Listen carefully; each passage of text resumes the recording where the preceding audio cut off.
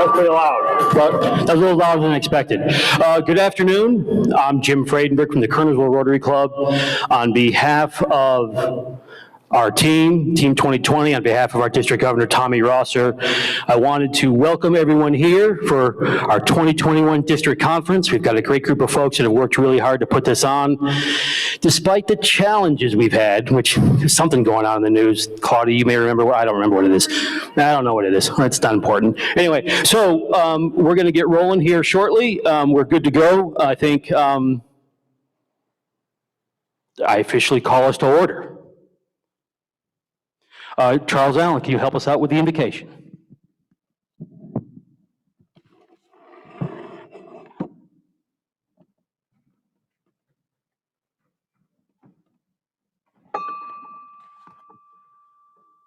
Good afternoon. Wow, what a great opportunity to be together. I got to get a mic, hadn't I? Sorry about that. We're so grateful for you being here today.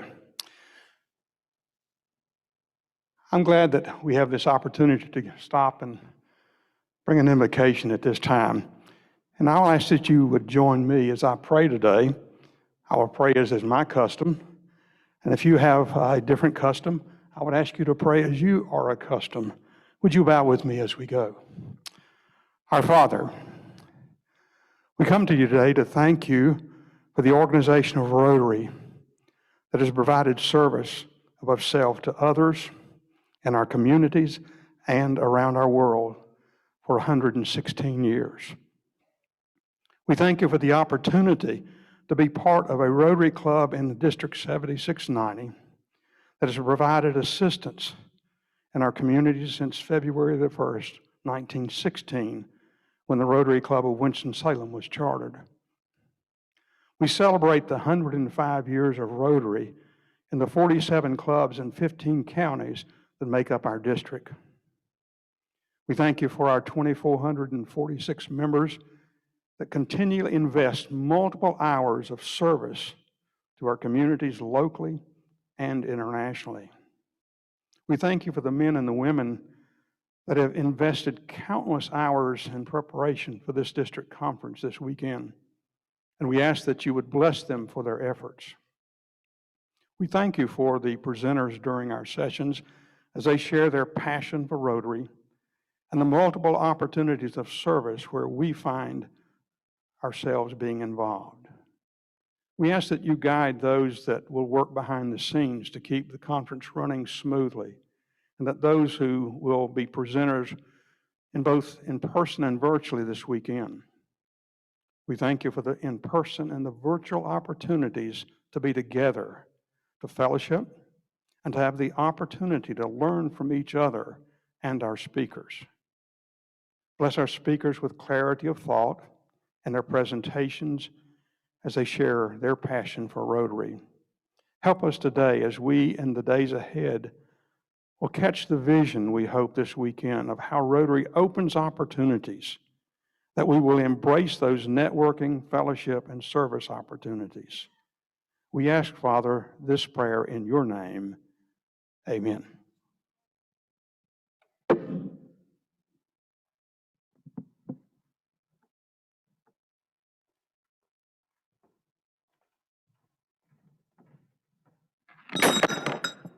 You didn't hear that, did you?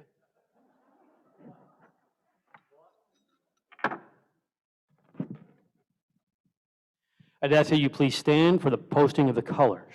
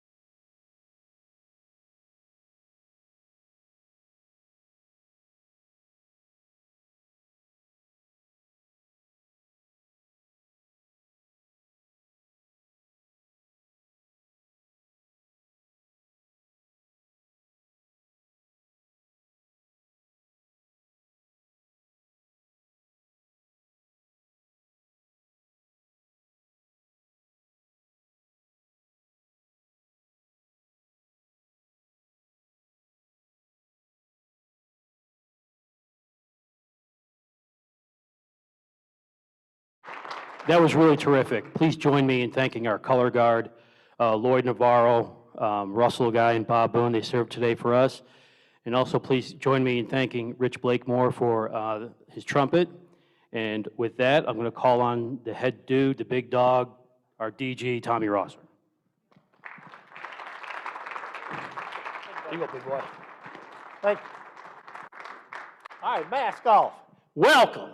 Are we glad to be back together again? Yes, yes. What a great day. What a great day to be able to come back together and to be able to be together in person. Now, we're doing this hybrid, so this is a good example for everybody. You can see how you can do a hybrid meeting. Thank you, Dave and Josh, for doing this back here. Well, one thing I want to say is welcome, and we're going to continue with Clyde.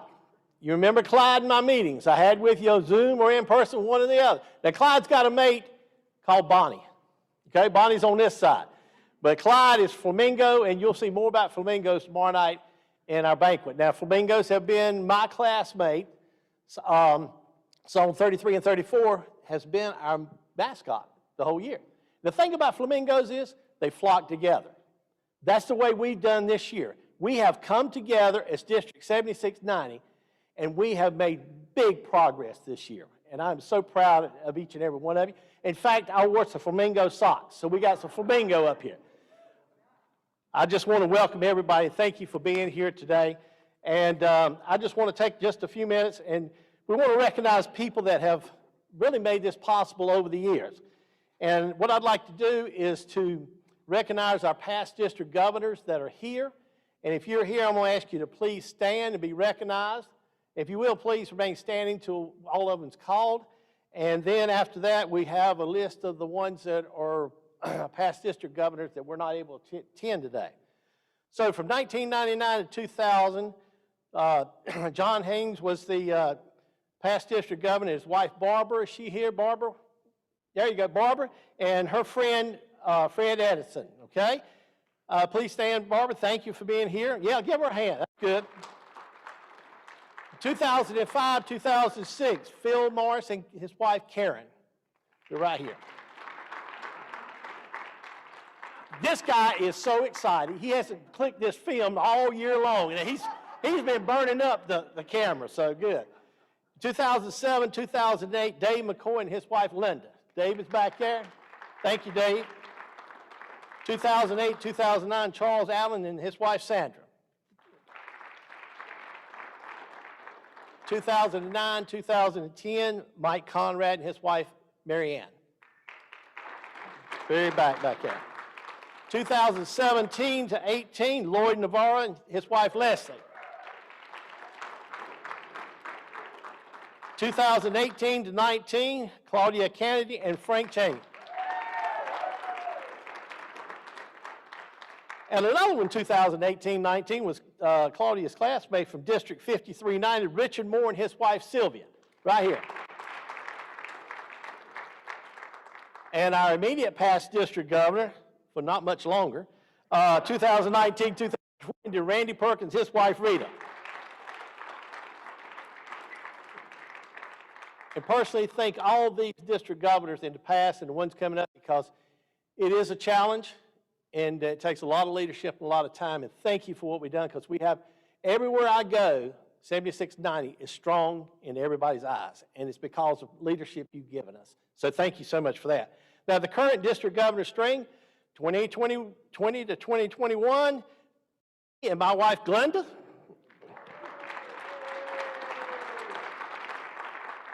And district governor coming up 2021 to 2022, Chris Justice and his wife, Stephanie. And 2022 to 2023, Debbie.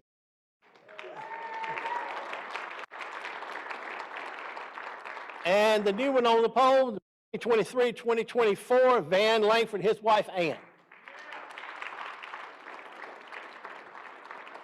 So thank you so much. Now we're going to have a screen up here with a shot of the ones that are PDGs listed by years of service up here that we're not able to attend.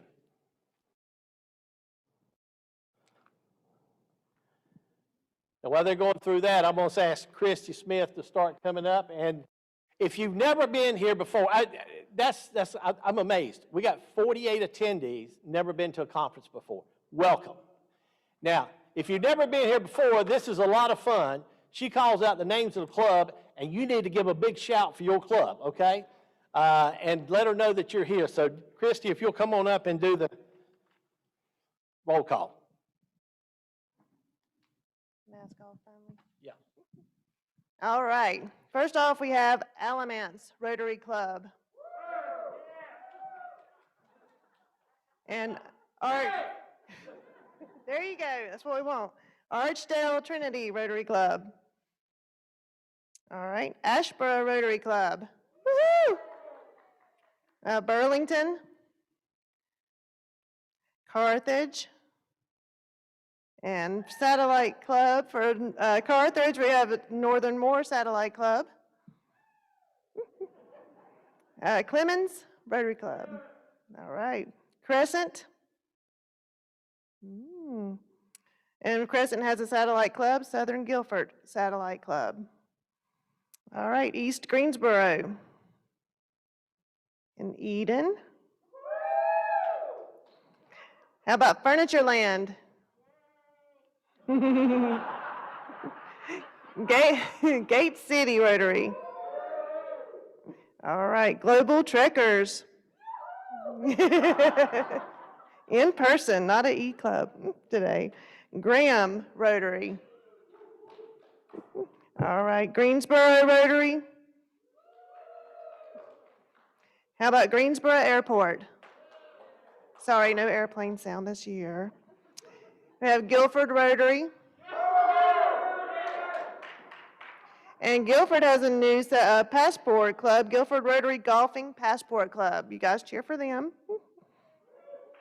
All right, we have High Point Rotary. Jamestown Rotary. All right, Jonesboro. Good. Kernersville. How about King? Lexington. Liberty. All right. Madison Mayodan. All right. Medon. Midstate Rotary. Moxville. How about Mount Airy? All right. Pinehurst. Pittsboro. Randolph Rotary. Reedsville. Renoda. And Sandhills. All right, Sanford Rotary. Yeah! Siler City. Southern Pines. Yeah! There you go. Stoneville. Stratford. All right. Summit. I think they won for the day. We have a few more though. Surrey Sunrise. Ah, Thomasville. Troy. Western Forsyth. All right. Winston-Salem. Yadkin County. And Yadkin Valley. And that's it for roll call. Thank you, Christy. One thing I forgot to mention to you, see my tie? That was special made, sent to me, and I have to give that credit to Romany Gunson, who's the E-Club president. She had that sent from the country that she's in, and the guy painted this for her on the street. So very made, and gave my wife a scarf, so thank her so much for that. But it's very much true there. We're going to have a couple of, three of the AG reports. But one thing, you know, somebody told me yesterday, you know, we got to wear a mask. And you've got a nice one in your bag with the flag. I see one right out here that was donated by John Willingham and his company in Yadkin County. But everybody said, you know what? We got to wear a mask all the time. We need something with our name on it. So I'm ahead of the game here on this, okay? because I have one that already has my name on it. So, all right, and this was given to me by Yaqui County when I went to visit with them. So thank them for that so much. So right now we're going to have some area reports, and we're going to have you first or videos first. Okay? All right. So BJ, if you'll come up and tell us what's going on in your area. Good afternoon. Are you glad to be here? I am. I'm very glad to be here. I do apologize. This is supposed to be done by video, so I'm your video for today. We had all intent to make a video for our area. I'm from Area 2, which is in Rockingham County. But right around January, all of our clubs had some unexpected curveballs thrown at them, so we were not able to get our video together. But I did want to share a couple things with you. So, Tommy, thank you for giving me the opportunity to speak. I appreciate it very much. Let's just jump right in. We have 4 clubs in our county. I'm going to start with the Stoneville Club, which is our smallest club, 13 members, 2 of which are working, the rest of which are all retired. So this has been a very challenging year for them, you know, with COVID and the scare there. A lot of elderly members, they really had to change the style of their meetings, but they've still done very well from a service perspective. I'd like to give you just a couple of examples. They have one member, Mr. Garland Rakestraw, who celebrated 60 years of service in their club this year. So their club honored him in a ceremony in their downtown park, and Congressman Mark Walker came and presented him with a flag that had flown over the United States Capitol building. It was a really good ceremony and really brought out a lot of people in Stoneville, which is a really small community. It was very good for their club. It was good to get the word out just from a marketing standpoint, and it was great to honor Mr. Rakestraw that day. Also, they do a food pantry in collaboration with First Baptist Church. And when I became assistant district governor, this small club of 13 people was taking on the burden to feed indigent people in that area all alone. So what I did was I started a canned food drive every October the 1st until the last day of October for the other clubs in the county to contribute cans to them. And this last year was a little low because of the COVID situation, but we did get them about 1,500 cans, delivered that to them, and they fed hundreds of families with that food, and we're very thankful. Also, one neat thing they did when Tommy came, their mayor, Kathy Galvin Stanley's son, had been serving in the United States Army. She'd not seen him in about 18 months, and they surprised her with his welcome home celebration, which happened the same day that Tommy came. So it's just a special club and a special time there. The Madison Mayodan Club, I tell you, if one club in the area has done well this year, Madison Mayodan has really shown out. Every year they do a wine tasting, and they've always done it at the Deep Springs Country Club there in Madison. But because of the COVID situation and because of building limitations, especially at that time, they thought they weren't going to be able to have it. Well, they have a new president-elect, Chastity Hankins, who's here. Chastity, wave. And Chastity was like, well, we're not going to not have this event. We're going to figure out something else to do. So they turned it into a downtown street festival outside. They worked with the town of Madison's town folks, got the whole street closed. It became a street festival with food vendors. I think it was 5 or 6 wineries were there serving. Had over 200 people, made over $10,000. The net profit for them was about $8,000. They gave $2,000 of that to the benefactor, who was the Barry Joyce Cancer Center, which is for the families of those affected by cancer. It's a very worthy. I'm sorry, excuse me. They gave $4,000. I'm sorry. She's mad. I apologize. They gave $4,000. But isn't that great? I mean, in our area, a $10,000 fundraiser anytime is a successful fundraiser, but particularly with the challenges of this year, I could not be prouder of the Madison Mayodan Club. And they're represented by Chastity and her husband, Alex. This is the first time Madison Mayodan has been represented here in a number of years, and I'm very excited to have them. I'm a member of the Eden Club, and our club really is heavy-hearted. Our club president, Vonda Higgs, and her husband, Boyd, were supposed to be here today. On March the 30th, at our Rotary meeting, Vonda began not to feel well, and she left and went home and had a massive heart attack. Vonda is in good shape. She works out. She eats right. She actually had a widowmaker's heart attack, which is called the widowmaker because it makes widows. Only 12% of people survive. She continues to be in the UNC Chapel Hill Hospital. I spoke with her this morning. She asked that I do share that she is in a great deal of pain and does request that you please pray for her and her family. I'm heavy-hearted for them. But our club has done really well. So this is what happened. So we all know what the HERO Project is. So my club did the HEROES Project, and what we did, we fed 50 police, EMT, and firemen out of the fellowship hall of my church. And in doing so, it was a drive-through. My wife and family helped me, and we gave those 50 catered meals out. It was really a good event, great for my kids to be involved. I was very thankful for that opportunity. We also turned that into a fundraiser for the world's greatest meal. We served box lunches. We sold over 100. I had the food donated, so we made about $800 off of that. So we killed 2 birds with 1 stone, and it was just a great day for my wife and my children and I.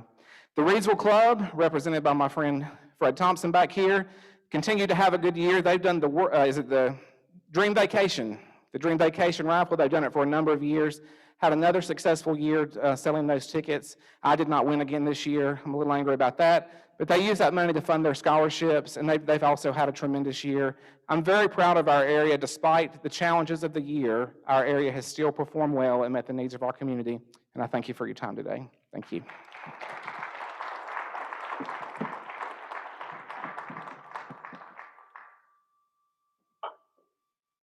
Hello, everyone. This is Van Langford. I am privileged to be the Assistant Governor of Area 1. Area 1 consists of King, Mount Airy, Surrey Sunrise, Yadkin County, and Yadkin Valley.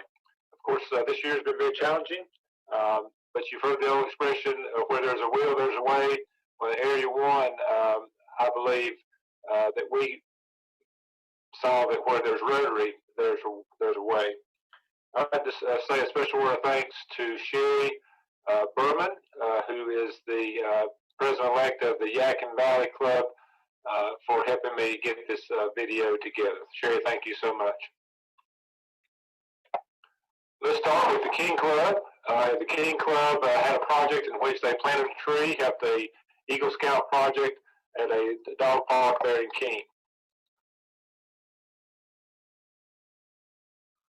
Also, King Rotarians participated in a trash pickup project to beautify their community, and they met at Perry Carroll's house there on the left to start that project off. The King Rotary also met at a local picnic shelter when they, as long as they could, through the summer and early fall, and then, of course, went to Zoom, as many of us had to do. Here's a picture of their Zoom meeting.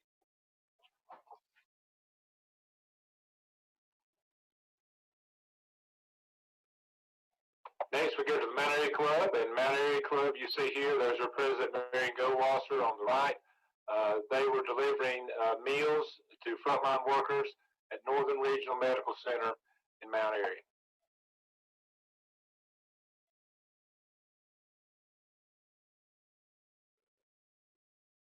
Mount Airy Club meets on Tuesdays at 12, so lunchtime club. Mount Airy Rotary Club also, in partnership with Surrey Sunrise Rotary, participated in the Rotary Pup Park. That launched this year, and you can see some of the dogs there enjoying the Pup Park, sponsored by Mount Airy Rotary and Surrey Sunrise Rotary.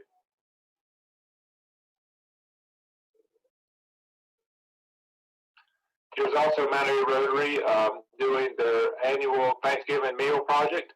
This year, over 500 meals were delivered to families in Mount Airy due to the efforts of the Mount Airy Rotary Club at Thanksgiving.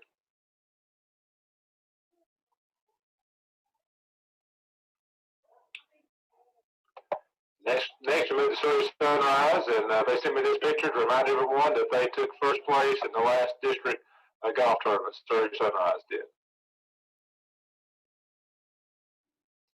Also, Surrey Sunrise participated with the Mount Airy City Schools and donating to their backpack program.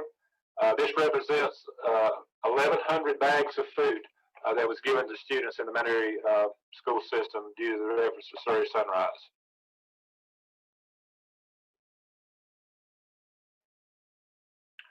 Of course, one of the big fundraisers, the biggest fundraiser Surrey Sunrise does is their pigeon race, and there is Rotarian Steve Norman, who is known as the Pigeon Man, up in Mount Airy. And Steve, through his hobby of racing pigeons, has raised literally tens of thousands of dollars for both Surrey Sunrise as well as other clubs in our district. And you'll see a couple of the racers coming up.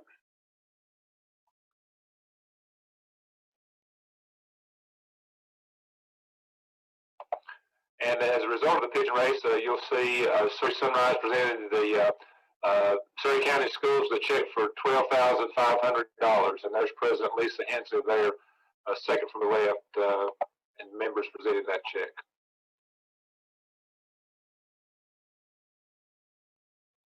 Also, they did Surrey Sunrise did a trash pickup day, beautify the community. This is a pic of Surrey Sunrise members who presented a check of $500 to the Mount Airy Fire Department, along with stuffed animals for the Ladies Auxiliary as part of their Hero Project.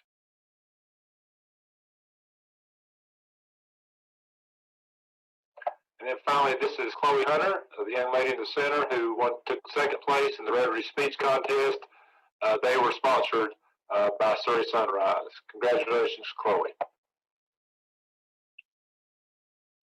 Next, we move on to the Yadkin County Club. Their big fundraiser through the year is their pancake breakfast, as always happens on the first Saturday in December, right before the Yadkinville Christmas Parade, and you see some of the members getting ready for that. They did takeout this year, and you'll see President Mark Brandon there and his crew helping with the takeout.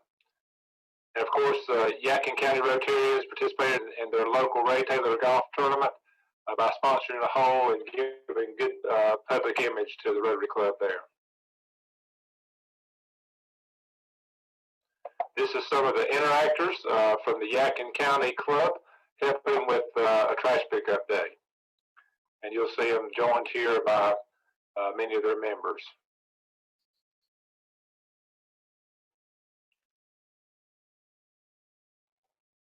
And this is a cleanup day that Yadkin County Rotarians did at the Children's Center in Yadkinville.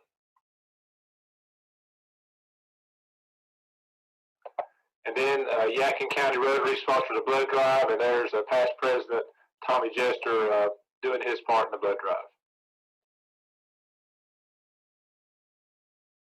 Finally, we move on to the Yadkin Valley Club, and their big fundraiser for the year is a New Year's Day meal. They've done this for several years and to raise funds, and they fix the traditional New Year's meal with all the fixings, and they did so again this year, and you'll see some of the folks here enjoying that meal. They also do takeout as well.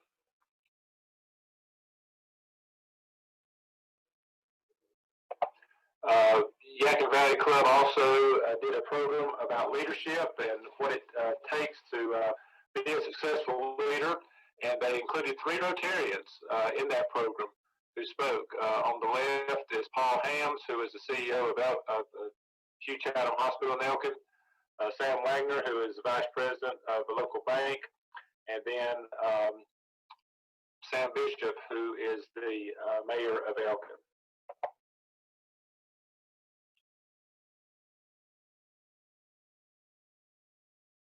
During Christmas, Yadkin Valley Rotarians also wanted to honor 2 of their charter members.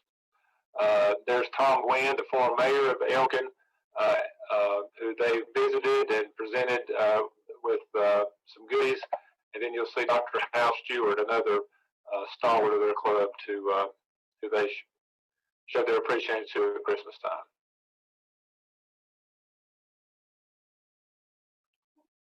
Finally, Yadkin Valley Rotary Club donated clothes to the Elkin City Schools to be used by students in need, and this is just an example of what they did.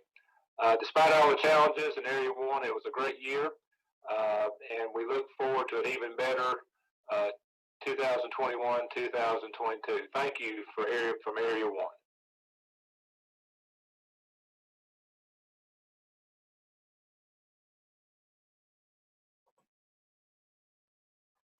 Good afternoon and welcome to District Conference 7690. I'm Lloyd Barnhart, Area Governor, and these are your Area 4 Club reports.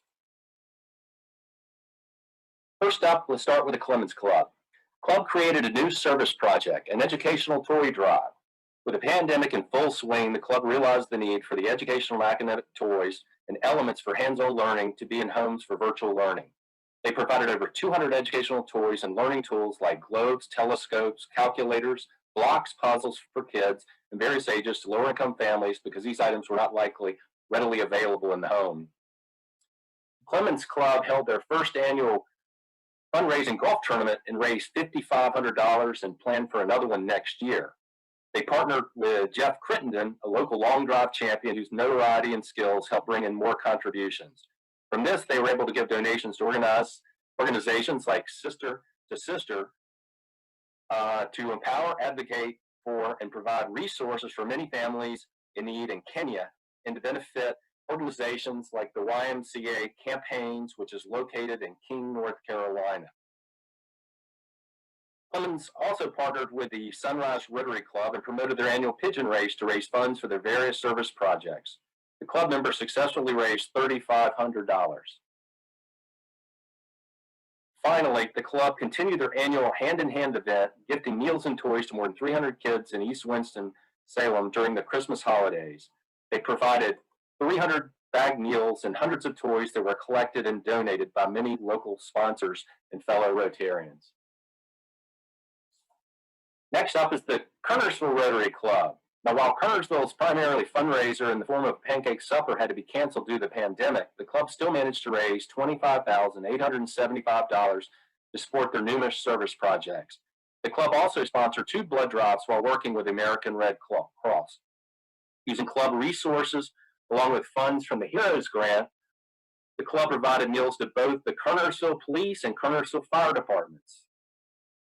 In addition, Kernersville donated $4,238 to the Kernersville Family YMCA to support their Bright Beginnings program, as well as made a significant contribution to the Kernersville Elementary Christmas Fund.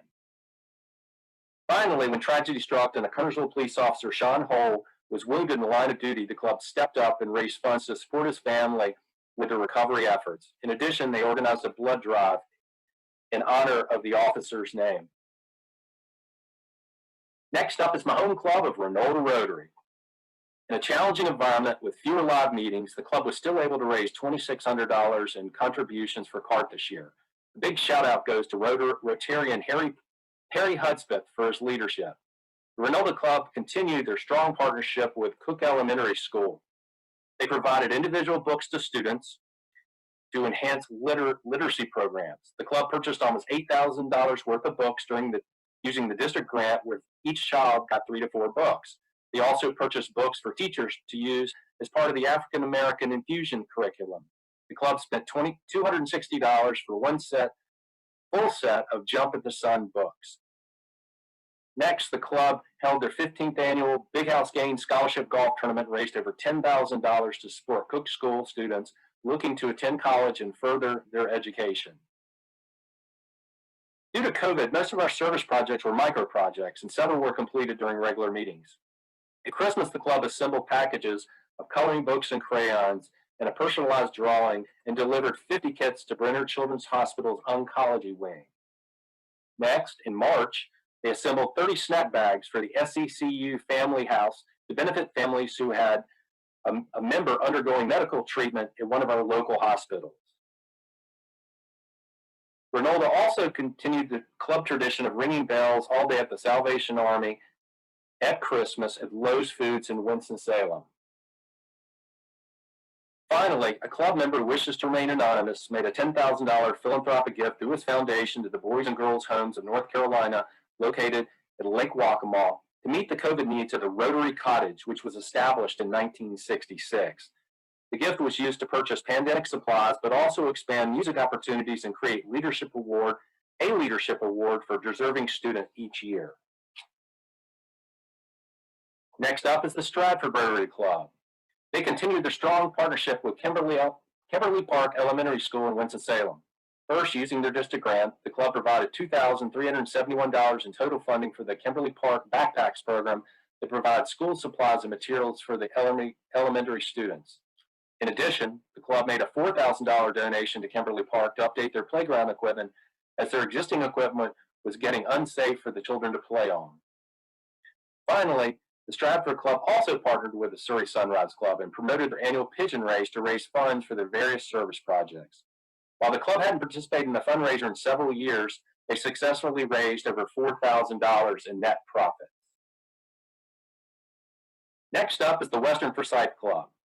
The club awarded a $2,000 scholarship to Winston-Salem Prep student Stephen Miner to attend Queen's University in Charlotte.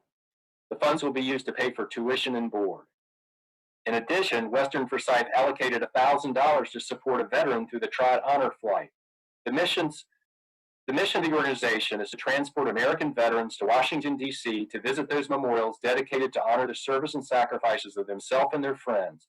Unfortunately, during COVID, the organization paused their efforts and the funds will be used this coming year.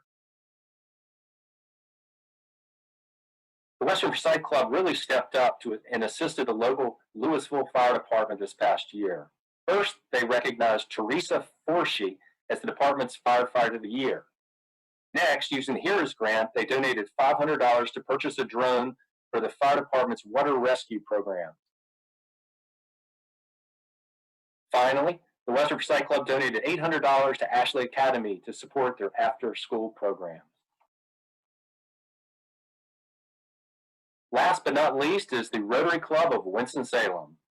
Their annual fundraising for the Child's Benevolence Fund is complete, for the club's Benevolence Fund is complete for the 2020-2021 year, and expect to be able to give out approximately $40,000 in grants ranging from $500 to $5,000 by mid-May to 15 or 20 local nonprofit organizations.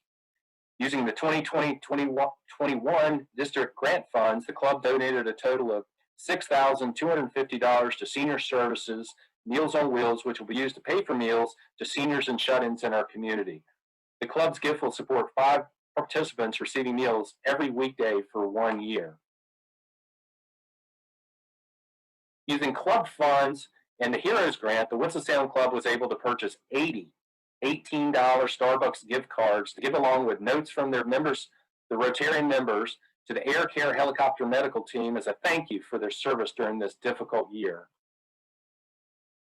Finally, the peace pole that was included in the Winston-Salem Club's 2019-2020 district grant but had to be halted due to COVID is now complete and will be installed at the William G. White YMCA with a special ceremony on Earth Day, April 22nd of this year. The pole is engraved with the phrase, "May peace prevail on the earth," in multiple languages. Thank you for listening to the 6 club reports in Area 4. We are proud of the impact each club made in our local community this year. I hope everyone has a great district conference. Let's give them all a hand. Debbie made a mistake a while ago. She said, "You know you're a few minutes ahead. That's okay. I can take care of it." I just want to take this time just to say thank you, thank you, thank you. You know, we look at this and we see that Rotary is still doing good in our communities and in the world. We still continued. We've learned how to adapt to Zoom and meetings, and we're still recruiting people in. I just want to say thank you so much. This year has been a challenge, but I think we've reached the challenge. We've really gone above where we needed to go. And I will say thank you because, you know, we could have just threw our hands up and that's it. But that's not Rotarians. That's not you. And I want to say thank you from the bottom of my heart because of what you've done. It's made me a successful year. And we're not through yet. We still got 2 more months to go. We can get the membership up, and we're going to be talking about it a little bit in just to come up soon. But I want you to have fun. This is a great facility. Enjoy your time here. And I can tell you, the staff is unbelievably nice. They're going out of their way to do anything they can to help us. So enjoy your weekend. Have fun. And right now, I'd like to introduce our District Rotary Foundation Chair, Claudia Kennedy.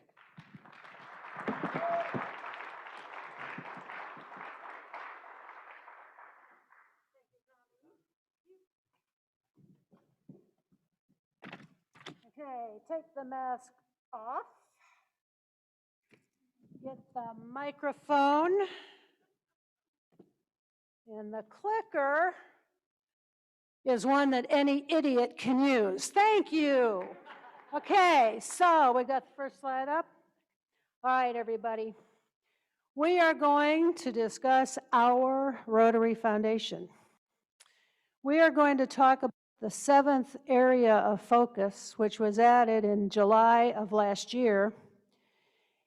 And I'm going to tell a couple of stories leading up to having the seventh area of focus, protecting the environment, is such an important area for us Rotarians to focus on. And then at the end, I'm going to shake you down. But I haven't decided yet how bad and how heavy that shakedown is going to be, but be prepared. So the seventh area of focus is protecting the environment. Do you all read the Rotarian magazine? Please say you do. This is an excellent publication with good articles, and in the April issue of the Rotarian is talking about the seventh area of focus, protecting the environment. Earth Day is April 22nd, so it is appropriate that we talk about how important protecting the environment is in the wake of environmental degradation, protecting our water, protecting our land, protecting the air. And so I'm going to give a little story that had an impact on me. Now, you all might recognize Tommy Rosser. He's on the bottom right.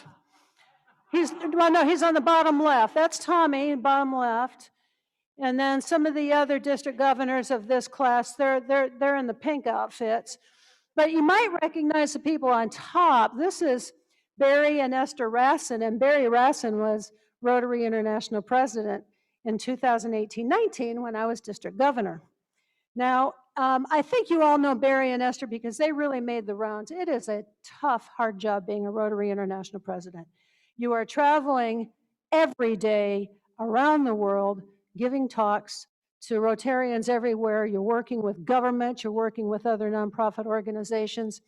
And when Barry and Esther finished their year as Rotary International President, they retired to their home, which they hadn't been to in a year. They live on New Providence Island in the Bahamas. Now, I don't know if you are aware, I certainly wasn't, that 80% of the Bahamas are only 5 feet above sea level. 5 feet.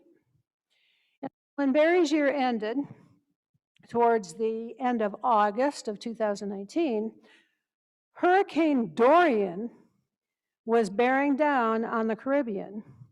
And Barry knew that this was probably going to be a Category 5 storm, that this was going to be a really, really rough hurricane, and that the hurricanes and the storm season and fires and all of the natural disasters are becoming more severe, more serious because of global warming and because of climate change. So as this storm was approaching, Barry and Esther, who live on a hilltop home in the Bahamas, were on their veranda looking outside, overlooking the island, realizing that as this storm came, and one of the things that Barry said is if oceans rise at the rate scientists are projecting, my hilltop home on New Providence Island may someday be classified as beachfront property, because he was concerned that this was the last time he would have a hilltop home. So Barry has said, and many of you have probably heard, that for him, climate change is really personal. And I think it's personal for all of us on different levels. Whether we think about the condition of the oceans and the seas, the air, whether we're looking at our own backyard in terms of pollution, water pollution, air pollution, it's something that we all have to look at. And he said, Barry says, I look at my own country, climate change is personal, and my country is going to be gone if we do nothing. So we Rotarians, we see the effects, when people everywhere, we see the effects of climate change in our communities. We know it's in our communities, we know it's in the country, we know it's around the world. But we're tackling these problems as we always do. We unite, we look for common solutions, and we go to work. And that is why, and one of the reasons why it was deemed by the trustees and the directors that we should include the environment, protecting the environment as a seventh area of focus. simply because if we don't care of the planet, if we don't take care of the planet, the other 6 areas of focus are immaterial. So now I want to tell you a little story about this man. Anybody recognize this guy? His name is Marshall Saunders. Marshall Saunders has a really interesting story. He came from Texas. He was a smoke jumper in the Pacific Northwest. And he came from a fairly well-to-do family, but he settled in Southern California in Coronado. What a great place. He was a real estate agent and quite successful, real estate broker, quite successful. And he just happened to join the Rotary Club of Coronado. Meanwhile, he had in his earlier days served in the Navy, and he had a stint in Haiti, and he saw for the first time real extreme poverty. And the poverty that he saw wore on him, and it haunted him. And even though he had a successful career in real estate and he would belong to the Rotary Club of Coronado, he thought that he could do something. And it was through the work of Rotary and what we do that he decided that poverty was going to become an issue that he could address with the help of Rotary. So what did he do? Eventually what he did was he started microcredit lending to various really impoverished areas in Mexico as a way to help lift some of those folks out of poverty. But how did he do it? Well, he gave talks to Rotary clubs in Southern California, and then he went up to coast, Northern California. He went up to Oregon and to Washington, over into the Midwest, and he was going everywhere with these talks on microcredit lending as a way to solve poverty. But then in 2006, he saw that movie, An Inconvenient Truth by Al Gore. He said, holy smokes, he had no idea what was going on and how we were killing the planet. He said, I need to see that movie again. So he saw it again. 4 or 5 days later, he saw it again. And then he called Al Gore's organization. He said, I want to give that PowerPoint presentation that all of you do, and I want to get into training, and will you let me work for you? Because I know I can talk to Rotary clubs. I want to go on the road and I want to tell this story. So he did. So he had the story for Inconvenient Truth, got us his slide, got his projector, went around to all the Rotary clubs in Southern California, into the Midwest, even over to the East Coast, and he expanded from Rotary clubs. He then went into churches and schools. He was giving a talk to a retirement community in Rancho Bernardo to 9 women, and he gave the story on climate change and how bad global warming was and how it was killing the planet. And so eventually one of the ladies said, well, what should we do?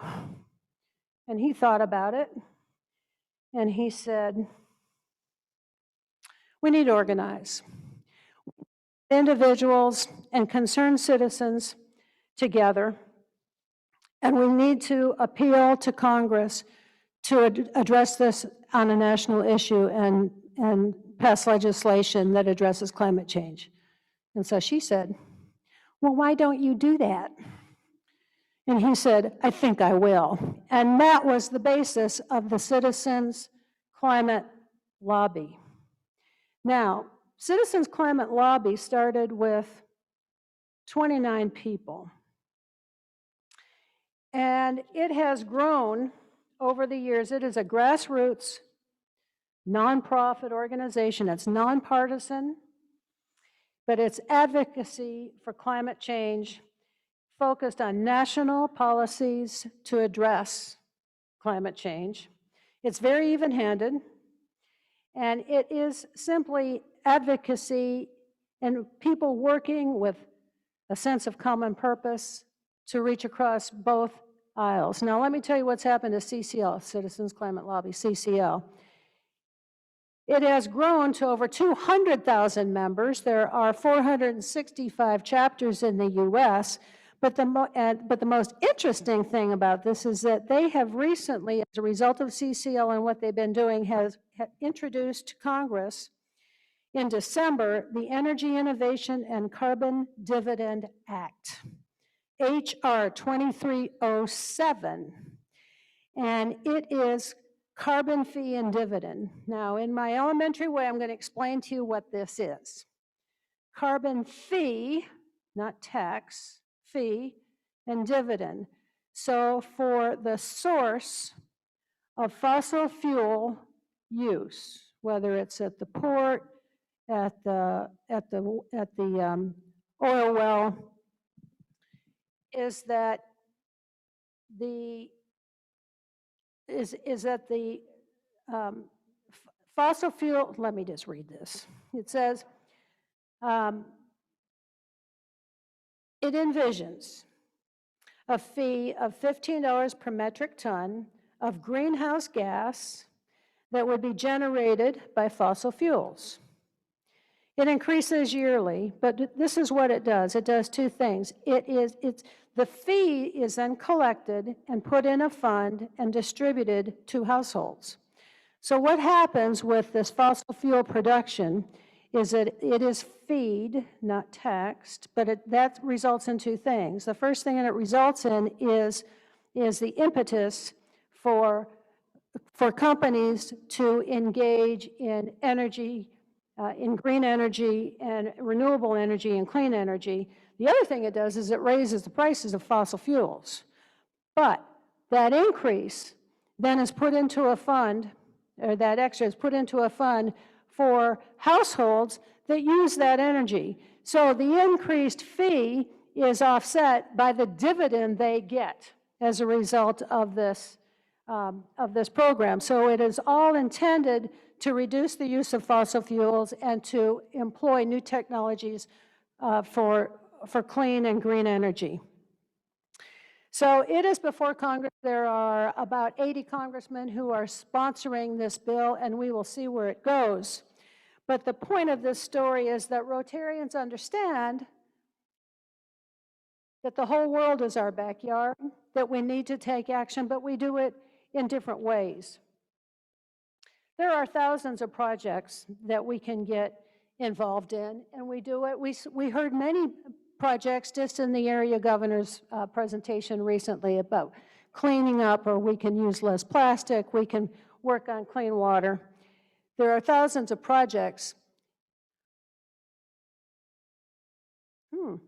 Interesting. All right, well, so, okay. We're missing a slide, but that's all right. Anyway, area of focus and the fact that we are people of action and are making things happen. Now, there is something that we can know about, and I don't know if you all know about Rotarian action groups, RAGs. There are 15 RAGs, basically, and these RAGs, these Rotarian action groups, are to support the projects we do that are involved with the 6 areas of focus. So we can have a Rotarian action group for health or water, sanitation, literacy, peace, any number of things.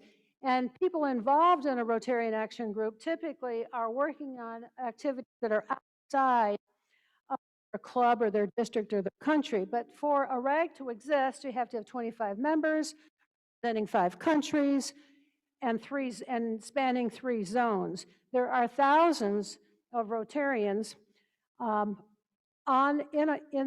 particularly in SRAG, environmental sustainability.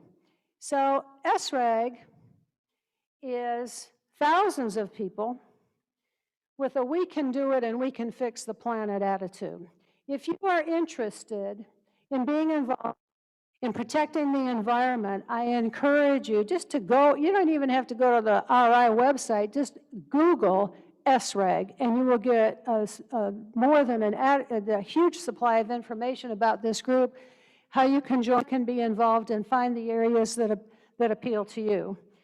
And since it is in our nature to help fix the planet, and it's in the nature for what we do, you can participate in an SRAG contest. And now our Rotary International President, Holger Kanak, is going to invite us to participate.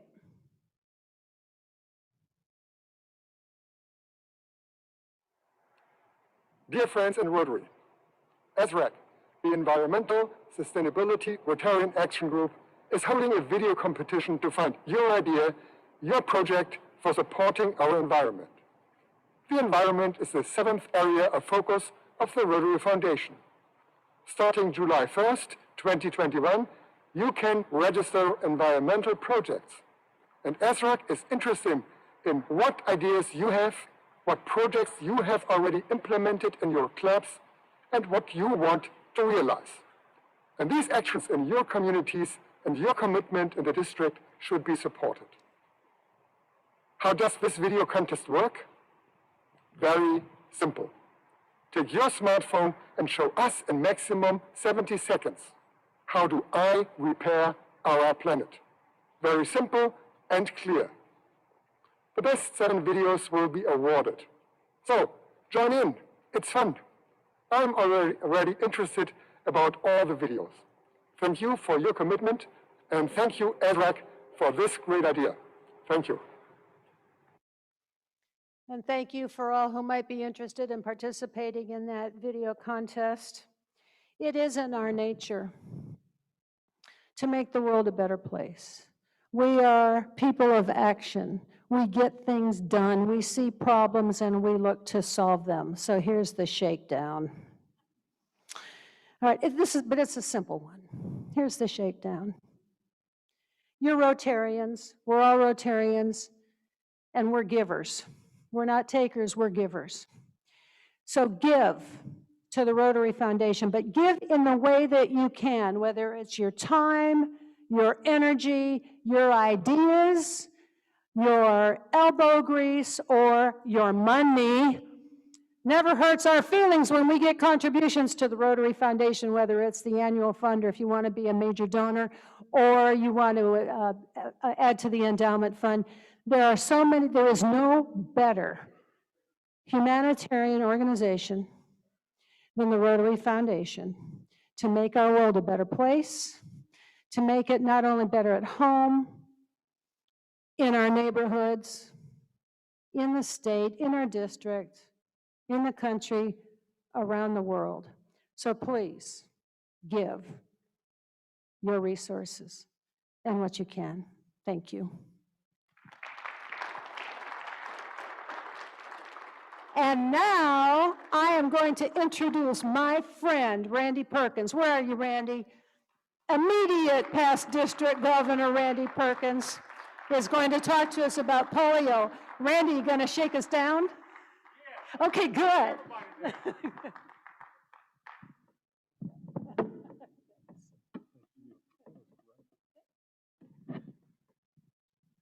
Good afternoon.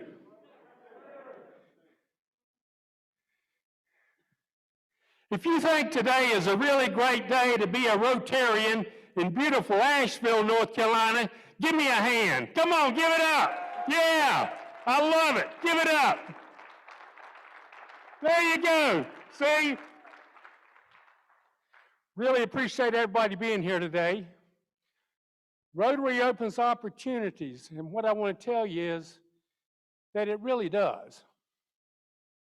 It opened up a special opportunity for my wife and I.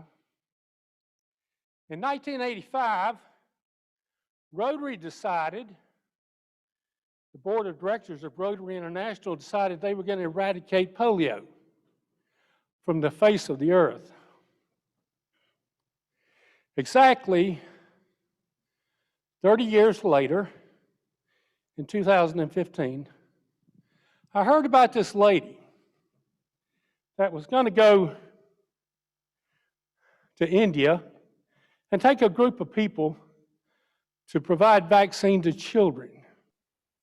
And I asked Rita, I said, Rita, call this lady and find out about it. Her name was Nancy Barbie. So Rita called her. They chatted on the phone several times.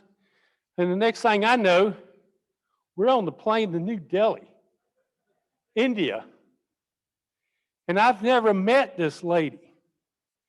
On the way, after we've been flying for like 30 days, Rita looks at me and she said, "You reckon she's going to be there?" So we flew into New Delhi, met Nancy Barbie, first time I've ever met her in my entire life.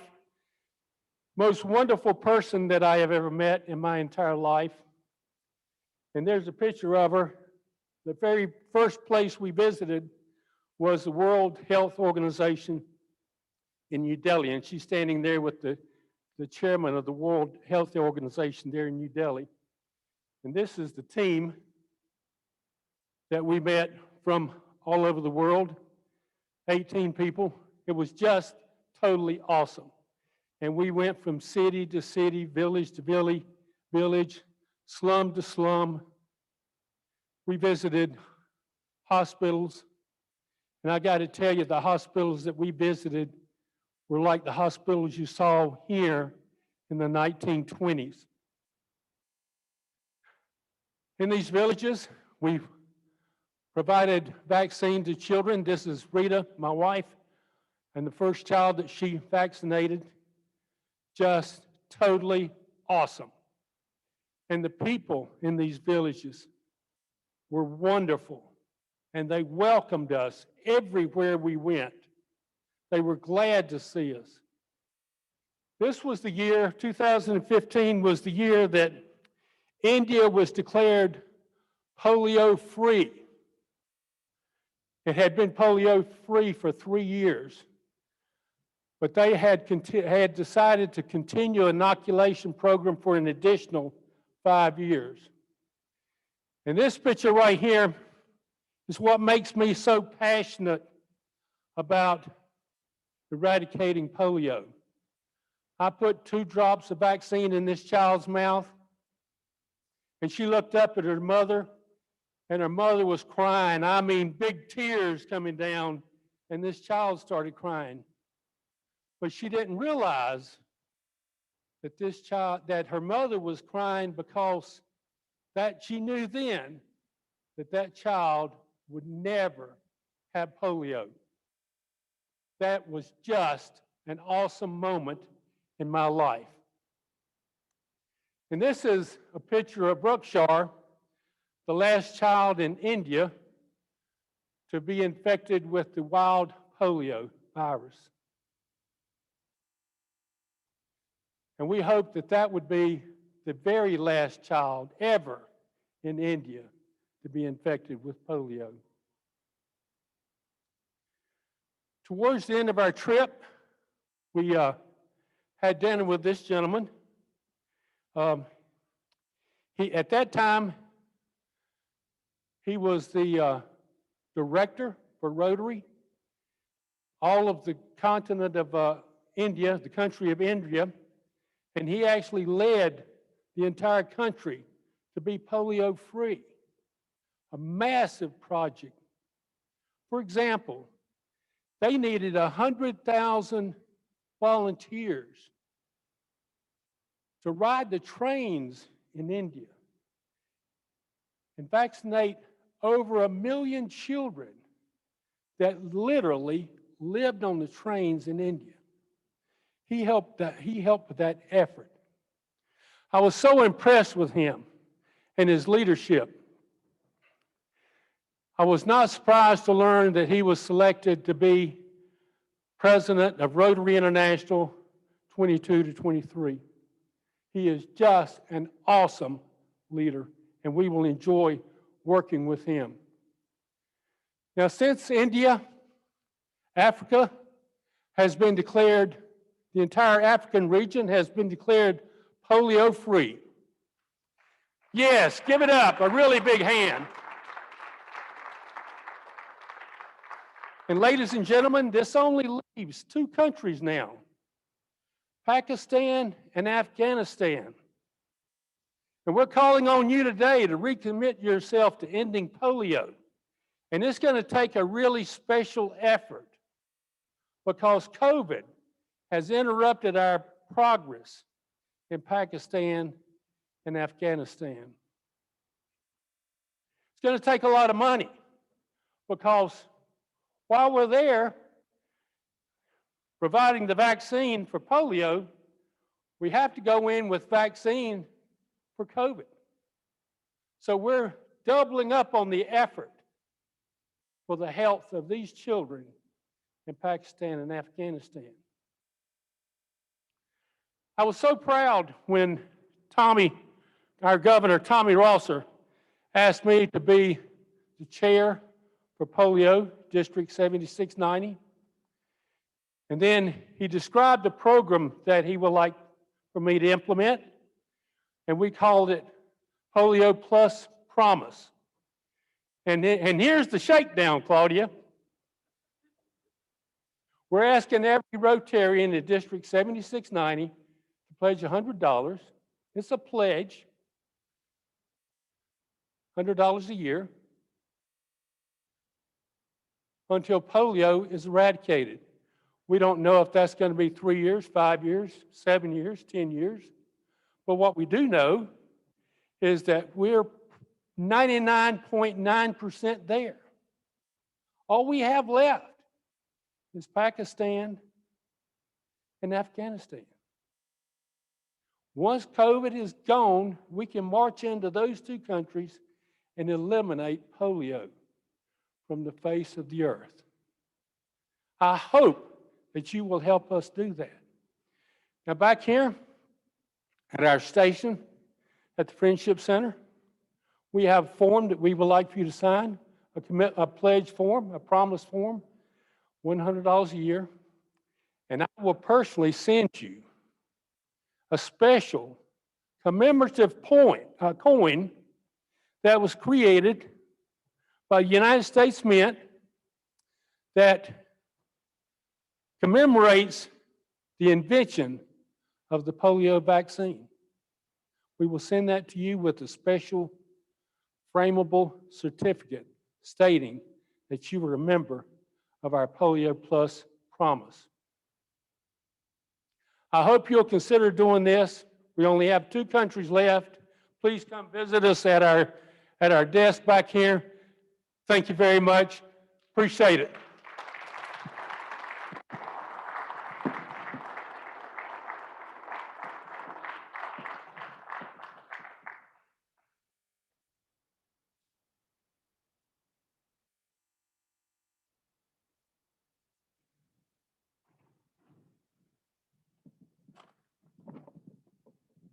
I think that deserves another thank you to Randy for his leadership in eradicating polio. It's one of our signature deals. So I think we're going to take this time. It's time for a 10-minute break. So hopefully the hotel folks have our stuff set up out there. And we'll see you back here in 10 minutes.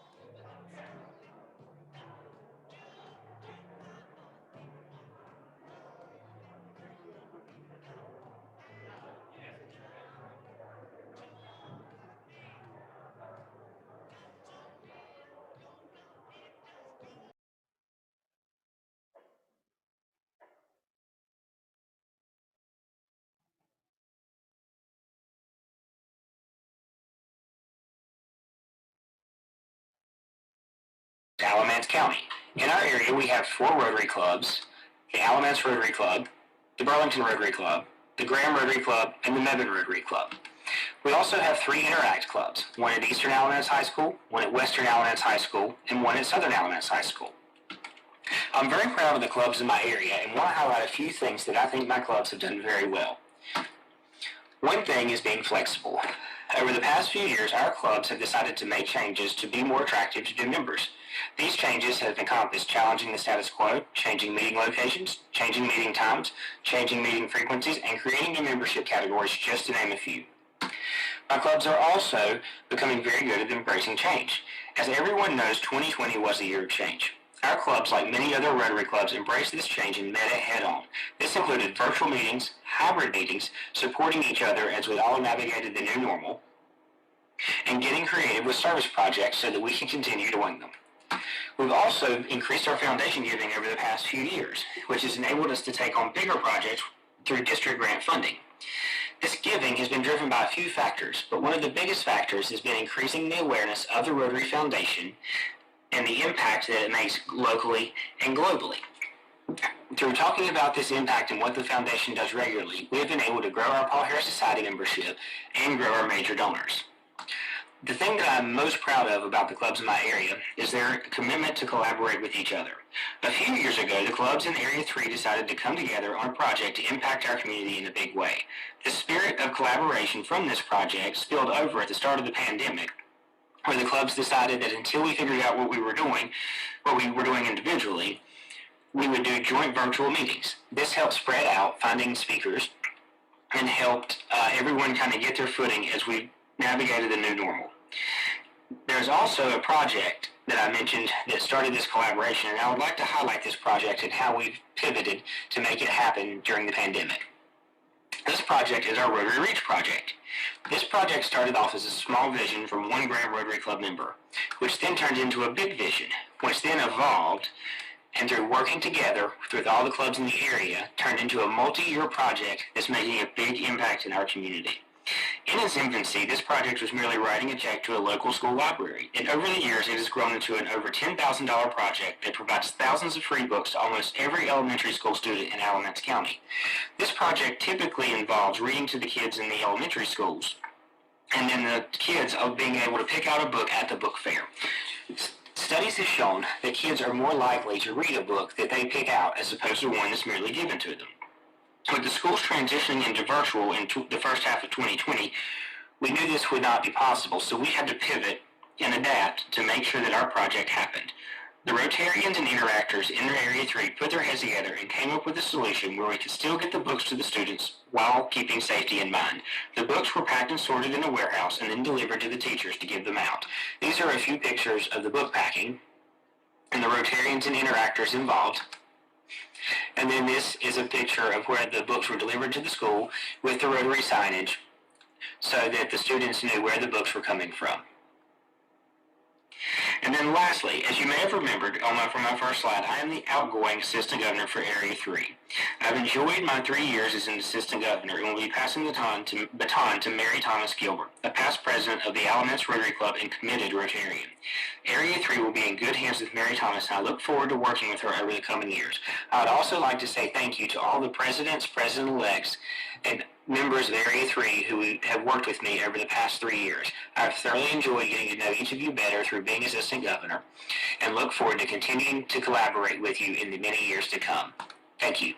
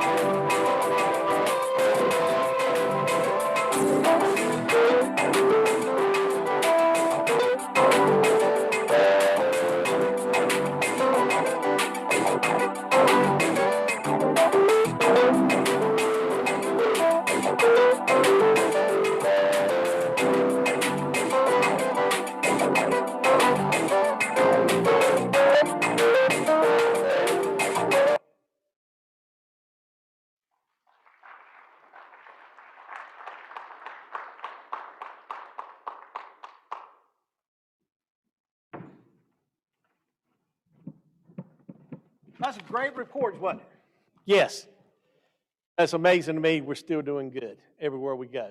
And I'm so proud of every one of you and what we've accomplished this year. I keep saying that, but it's just been, you know, somebody said the other day it's been a challenging year. Yes, it's been challenging, but it was so appropriate that Rotary opens opportunities. It opened doors for us that we would have never opened to how to carry on Rotary and how to communicate with each other through Zoom and to do some great things.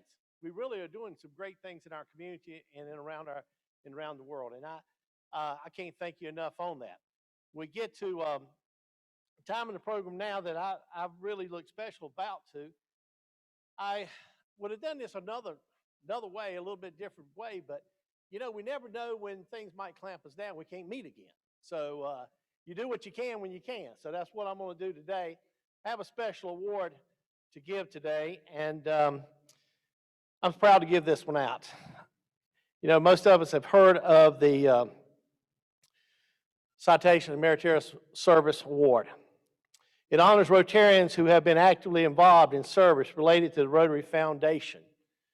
And I have one today to present to someone that has been approved by Rotary International.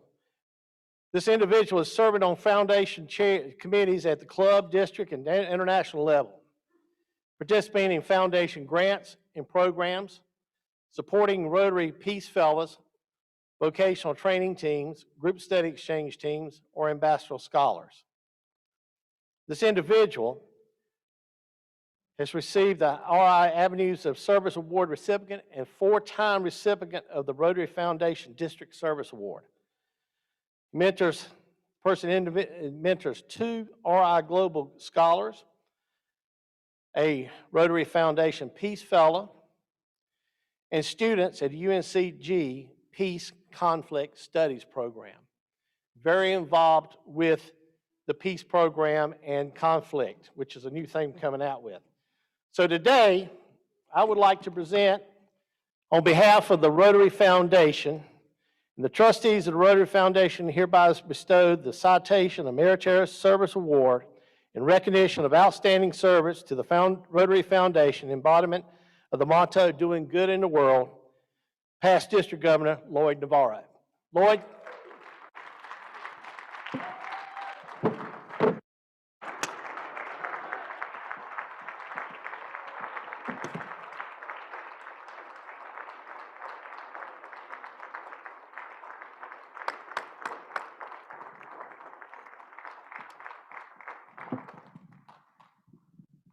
Lloyd, thank you for so much what you do for Rotary and the foundation, for our district, and what you've meant for me this year. Thank you so much for what you've done, and well deserved. You guys feel? Do you want to say something? Okay. All right. Thank you.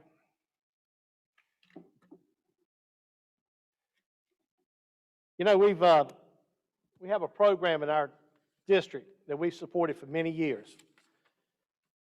And research for Alzheimer's. Oh, do we? Okay, I missed an area. I'm sorry. I was jumped ahead. I thought we were through. Okay, you want to do the area now? Okay, all right. You do the area now? Okay. We'll hear one more area. Just jumped the gun. I thought that was all of them. Go ahead.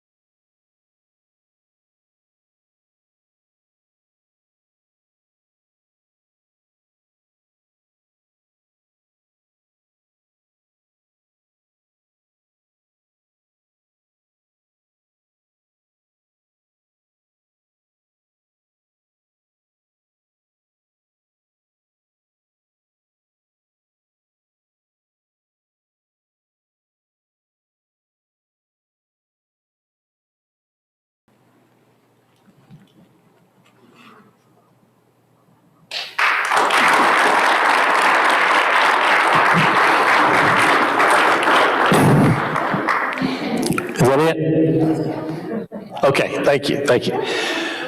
Okay, one of the programs we've sponsored many years is Alzheimer's research, and we got a video we'd like to show you about that. We've tried to do these videos so it kind of keeps the distance, and we keep rolling with the program, and I think they're working out pretty good for us to do the videos. And so here's one on CART, and they'll play that one.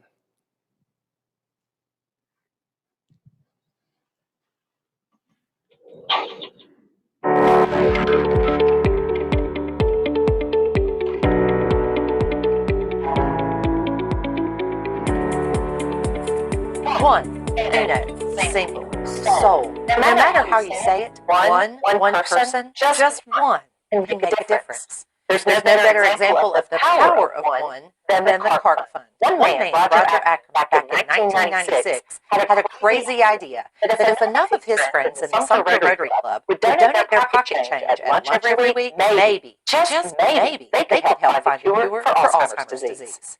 Sounds crazy, right? But those Rotarians in South Carolina, along with thousands more like them, have raised billions of dollars in cutting-edge research grants. All because one man said, I have an idea. Today, the CART Fund, Coins for Alzheimer's Research Trust, still maintains the same traditions, values, and intentions of our late founder, Roger Ackerman. 100% of every donation is distributed via grants to recognize research institutions across the U.S. Facilities like Harvard, Emory, Washington University in St. Louis, University of Pennsylvania, the Mayo Clinic, Johns Hopkins, and more than 50 others.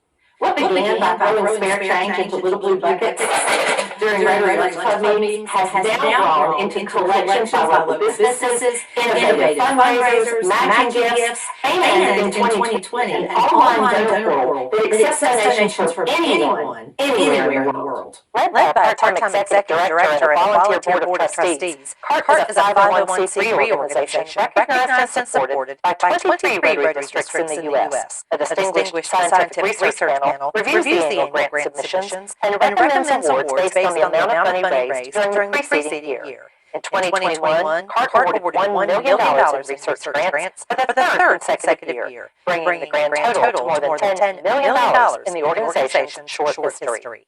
Research findings supported by CART grants have jump-started millions more in federal funding from organizations like National Institute of Health and the Alzheimer's Association.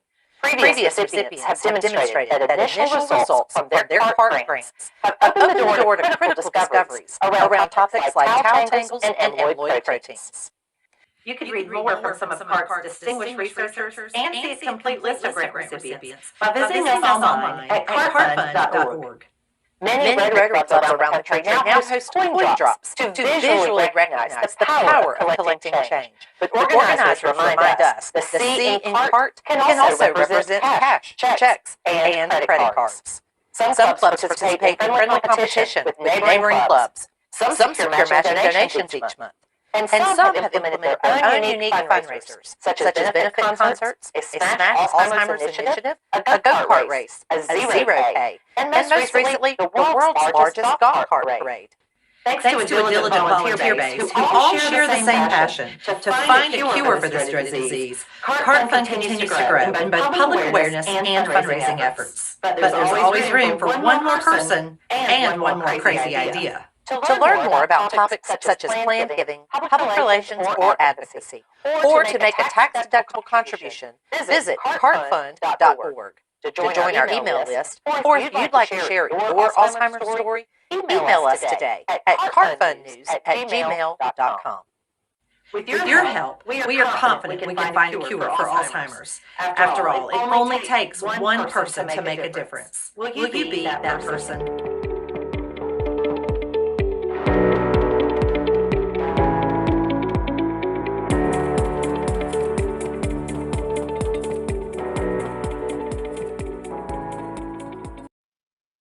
Okay, thank you. And I know we got the blue cart. You got the buckets? Okay, you come on. All right, now I know Gary Everhart normally does this part, and I am a sorry excuse for Gary Everhart for two reasons. Number one is I don't look as good in the vest as he does. He really rocks the vest. But number two, I could not find my blue cart buckets, so we got tiny blue cart cups and baskets. But they still collect money the same way. So at the break, we will be standing by the doors. I got my good friend Cindy Hewitt. Where are you, Cindy? Cindy's going to be helping out. Dot's going to be helping out. Debbie's going to be helping out. If you got any cash on you, you want to donate to CART, we really appreciate it. Thank you. Let's give him a big hand. Thank you. Okay, moving on. And we're having fun yet. Oh, yeah, it's fun, isn't it? This is what it's all about. This is your year. This is your celebration. And we're really going to get into celebration tomorrow. Get the trophies, the plaques, and all those things. So we're going to have some fun with that. And that's what this is all about. This is your celebration.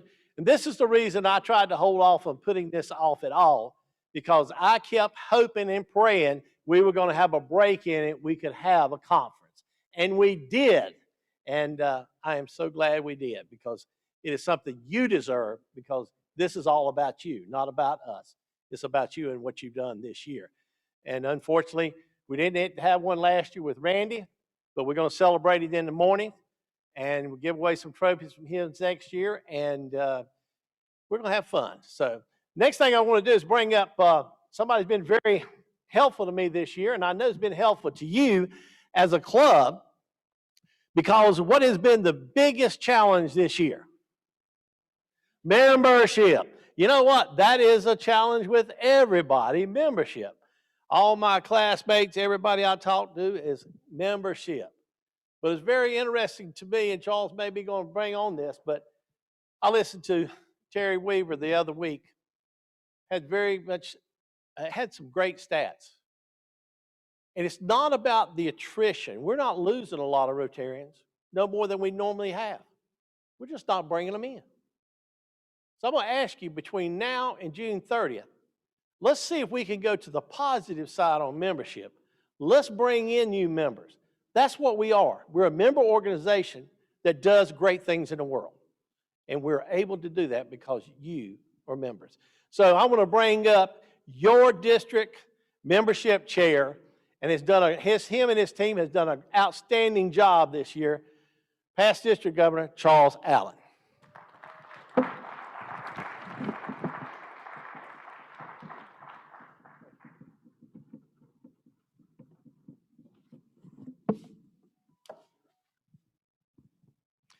Well, it is great to be with you and great to have this opportunity to spend together. And there's the clicker. Okay. All right. We're just so delighted that you're here with us today. And we have an opportunity today to, first of all, say just thank you for being here. This is a challenge for all of us. It's new and it's something different. And we applaud Tommy for taking this initiative to move this place and to have us where we are today. So thank you for being here today. You know, this year, even in the challenge of COVID, we've had clubs who are engaged. And being engaged, they've made a difference in our district. They brought in members. And we are going to celebrate 3 clubs right now. And tomorrow we'll do 3 from last year that we'll be able to celebrate with Brother Randy when we present some awards for last year. But this year we've got some clubs that have just stepped up, made the difference. They've not let COVID define them. They've actually defined themselves in a different way by embracing some things that we're going to talk about. And I was afraid there Tommy was going to start stealing my thunder there just a minute ago, but he didn't. He didn't get there. So anyway, talking about some things we've learned and some things that we're going to do, not only as we finish this year, but going into next year. So it's looking at where we are. So today I want us to think about where we are. And when we've had membership growth now, this year we start, again, April 1 of 20 through March 31 of 2021. That's not a full Rotary year, but that is the year that when we do our Governor Awards, that's how we put that together and say, okay, this is the time frame you're looking at. So that's the time frame that we're going to look at right now. And we have 3 clubs that have done a tremendous job this year of embracing innovation and embracing changes that we're going to be talking about a little further in my presentation. But I'd like to award, first of all, and probably I'm doing this the wrong way, but I'm going to do it this way anyhow, so just stay with me and we'll get there. Our first club in first place this year is the Rotary Club of Gate City. And I would ask a representative from the Rotary Club to come up. Come on up. Rotary Club, Gate City, come on up here, somebody. Who's here? Come on, don't be bashful. Come on. You can't be bashful and be a Rotarian now, come on.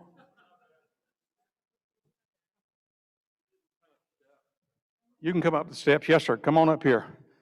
Guy, we want to present this plaque to you for your leadership this year in Rotary at the Gate City Club. And as you can see from our presentation here, that they have grown their membership, not negative, but plus 17 in those dates of April the 1st through March 31st of 21. And we congratulate you for that opportunity and what you've done with it.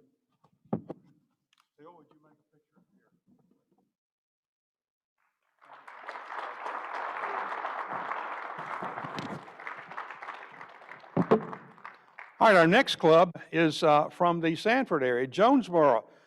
This club, again, has embraced, and we're going to talk about some of the things that they've done to get here in just a few minutes. I don't want to steal that thunder on it, but I'd like for a representative from the Rotary Club of Jonesboro. Come on up. Come on up. Don't be bashful. Get up and come on. Come on, Governor. I say, AG, come on up here. David, we'll let you pinch hit, whatever. This club, again, is one of those clubs that has not let COVID define them, but said, we're going to do something different. And they did. And they started a satellite membership, same thing that Gate City did. And that's why we're having some of the growth that we have had this year. So we want to present to the, whoops, about to give you the wrong plaque. That's not the right one. That'd be terrible to give you the wrong plaque. Jeremy Thomas is the president, and in his leadership, they have grown 7 members this year in a very, in a way, no, 7. Take your mask off. We trust you. You've been vaccinated? You've had your vaccine? Okay, well, we're good then. Okay, here, hold that. Congratulations. Okay. And for a little club that does not meet at all, no, that's not right. No, they meet. They just meet very different.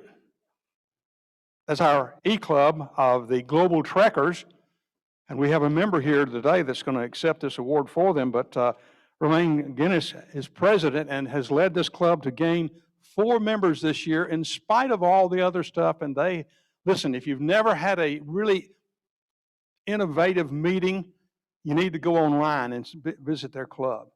This is one of the most exciting clubs that you'll ever meet virtually. Come on up here now. Rotary Club of Global Trekkers.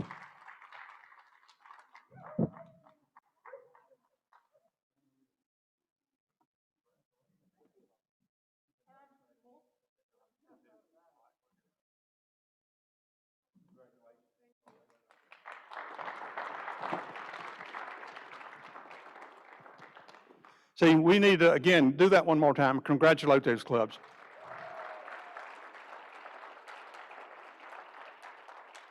See, that's innovation in action. And I challenge you, each, if you have a moment, to gather one of them up and grab them by the arm and say, come over here, let's talk about what you did to grow your membership. That's what we're all about. Membership is that challenge for each of us as we think of where we're going to go and what we're going to do.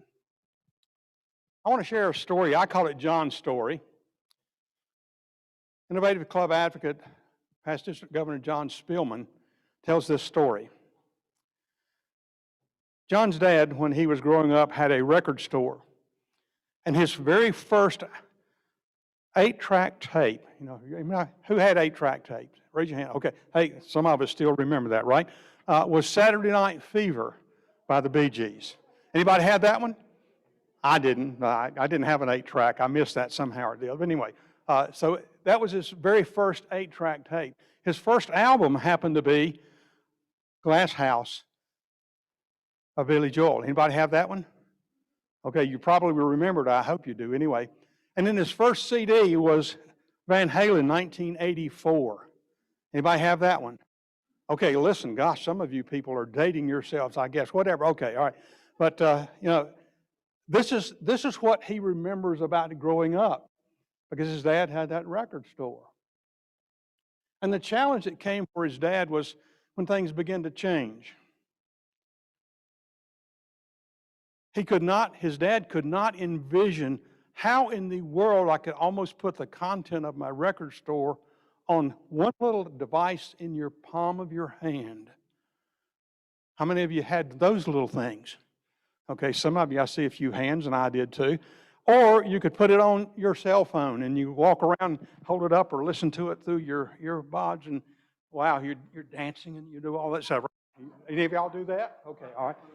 I hope you do. Anyway, So John tells it, the challenge that he faced as we think about it.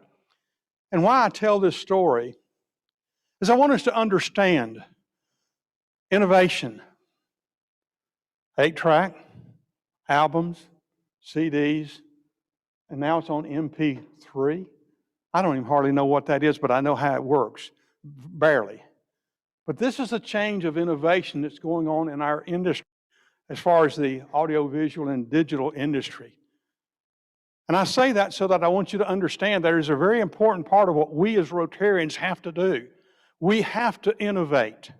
We have to be different.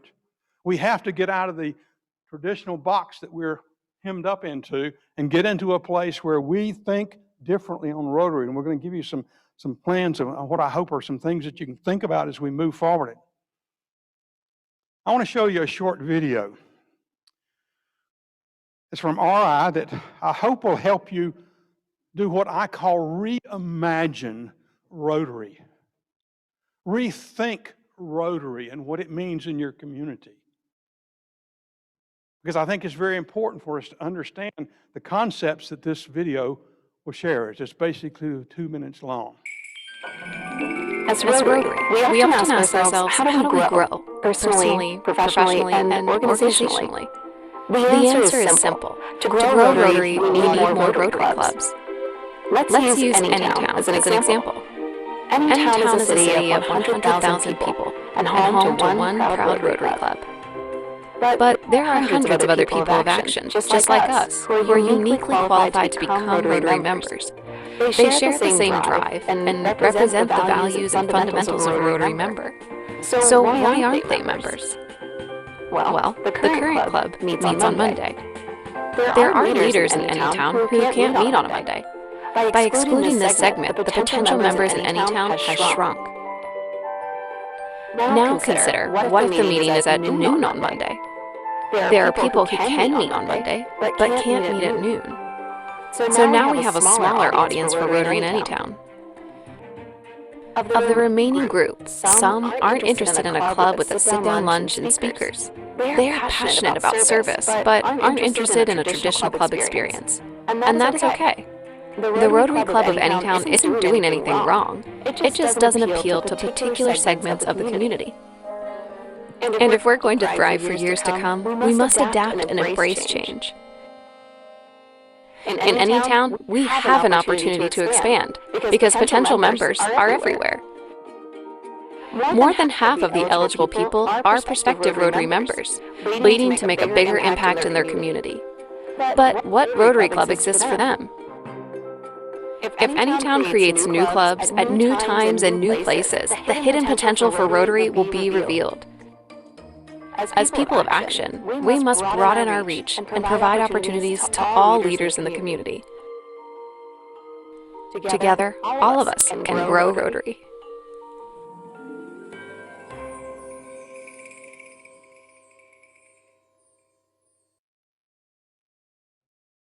I hope you get a sense of what is possible now to rethink Rotary in your community. We saw the limitations that we put on ourselves by looking at where we are. I want to share with you 3 basic principles today. First of all, why clubs must change. Secondly, I want to share with you today how Rotary clubs can change. It's not enough to say that you change, but we want to give you some ideas of how you can change. And then finally, I want to give you some action steps to consider about change. First of all, why they must change. Secondly, how they can change. And thirdly, action steps. Those are the things that we want to cover today and look at it. So let's start with why. 10 years ago, we had 52 clubs in District 7690. We had 2,834 members. Today, that numbers are actually wrong. We have 47 clubs and 2,449 members. Actually, today it's 2,444, but I won't go there. It was a couple of weeks ago. So our numbers are down just a little bit. And so where we have to understand is that Something's happening in District 7690 that's changing. And we'll talk just in a minute about the things that are changing and the challenges that we have and the opportunities that we have to make a difference in our community. Because we're going to rethink Rotary and how we, quote, do Rotary. You know, you go do lunch. How many of you done lunch this week? Okay, I'm sorry. But we're going to think about how we do Rotary. In the past 10 years, our membership has declined 13.5%. We've disbanded 5 clubs. 16 have lost more than 20% of their membership. Is your club one of those? We have also 28 clubs that have consistent decline in membership every year. And give them 10 more years and they'll be disbanding like the top 5 we just talked about. So as we think about this whole issue of Rotary and how we go and where we go, I want to give you first of all a picture of Rotary in North Carolina. This is the state of North Carolina. There are 6 districts in our state, going all the way from the western part of our state, 7670, all the way to 7730 in the eastern southern part of our state. They represent 288 clubs, a total of 12,068 members. But we're in a state that has almost 10.5 million residents in the state of North Carolina.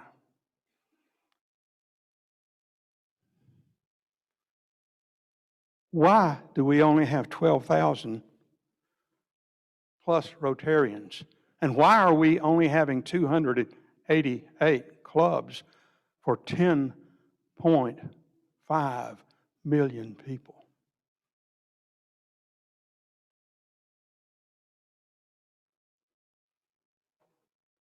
This is District 7690. 15 counties. Currently 8 areas. Next year we'll have 12 areas. But currently we have 8 areas.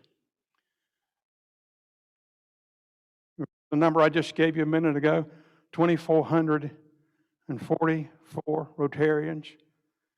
And we have a population in this 15 county area of 1.9 million people. And why do we only have 2,444 members in Rotary clubs and 46 clubs in these 15 counties?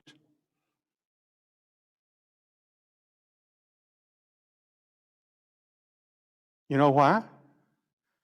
Because we're not asking.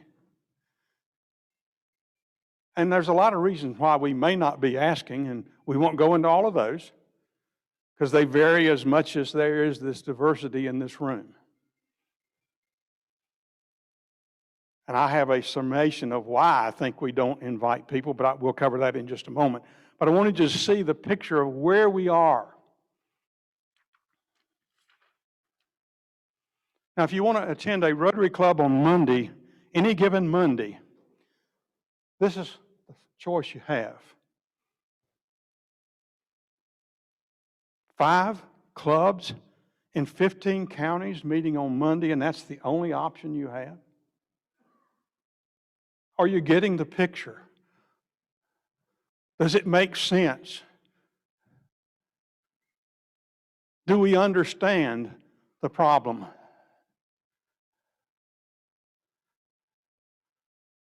Any given Monday, there's only 5 opportunities to attend a Rotary Club.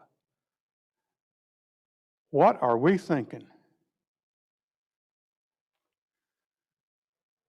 There are 15 cities in our district that have only 1 Rotary Club meeting 1 day a week with 1 opportunity to attend a Rotary Club.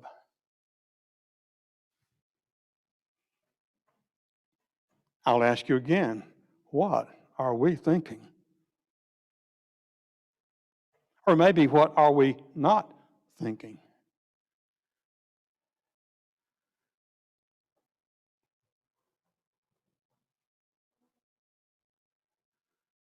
Have you got the picture of the problem yet?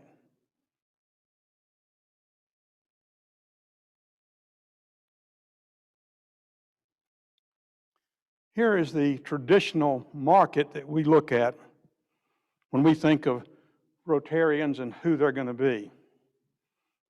Now, you can look up here, and for those of you like me, I don't think I'm a traditionalist, but I was born in 1944. I really associate more, I think, with the baby boomers, because my wife's a baby boomer, so I'm going to get in there with her. But look at this. Currently, 12% of the workforce is made up of those, quote, traditionalists born prior to 1945. And think about those of us who are either in that or in the baby boomer group, just depending on where you put yourself. And look at the characteristics of these individuals, because they're important. Now, look to the person on your right. Look to the right. Oh, there's nobody over there, Tommy. Good night. Look over there, Mark. Okay, look to your left, and those of you. Okay. Which category are they in up here?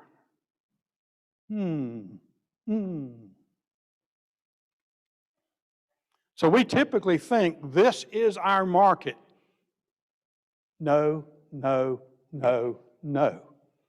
This is not our market. And what we ask ourselves, and we need to ask ourselves, I see some of you patting each other. Which market are you in? Okay. The baby boomers peaked, as you see there, in 1999 at 79 million. The Generation X is a smaller group, and then you have the millennials, also called X or Y, and we'll talk about that in just a moment. But you see the changes that are happening. The millennials, in just 4 years, will make up 75% of the workforce.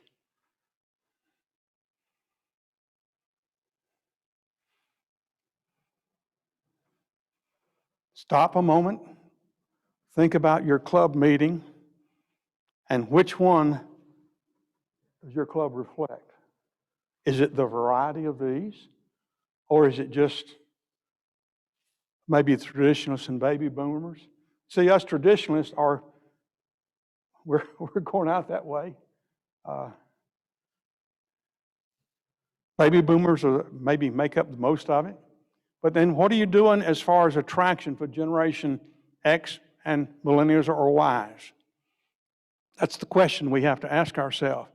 Because guess what, folks? If you're predominantly a baby boomer traditionalist club, you're not going to get many X's and Y's to join your club if you think they're thinking like you. Because guess what? Bad English, they ain't. They ain't. We've got to rethink where we are. Now, here's another graphic that I want you to look at. All right, now. Okay, whoop. This is your really target market, and you didn't realize it.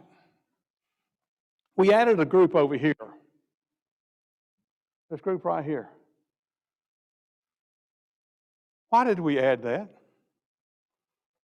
Rotary's focused over the last, since 2019, actually 16 and 19, has been on adding Rotaract to Rotary membership and encouraging us not only to do Rotaract, but to interact. High school. Rotaract traditionally we think of as university, whether it's a community college or a university, 4-year. In the U.S., that's predominant. In the rest of the world, Rotaract are actually community-based. Some are university-based, but most are community-based. We don't do that in the U.S. Why? I don't know. Do you? Need to rethink Rotary. Okay.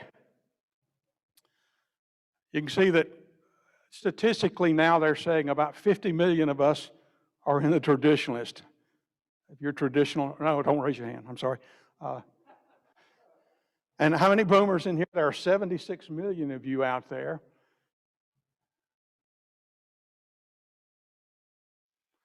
Our Gen X's, sorry, something happened. Oh, I see a Gen X back there, he's waving his hand. I don't know. That's a shame, okay. And he's in the minority. You know why? Because there are fewer of them. The millennials or Gen Ys are a large number, 80 million plus. But I want you to look at this next number. Whoops, went too far.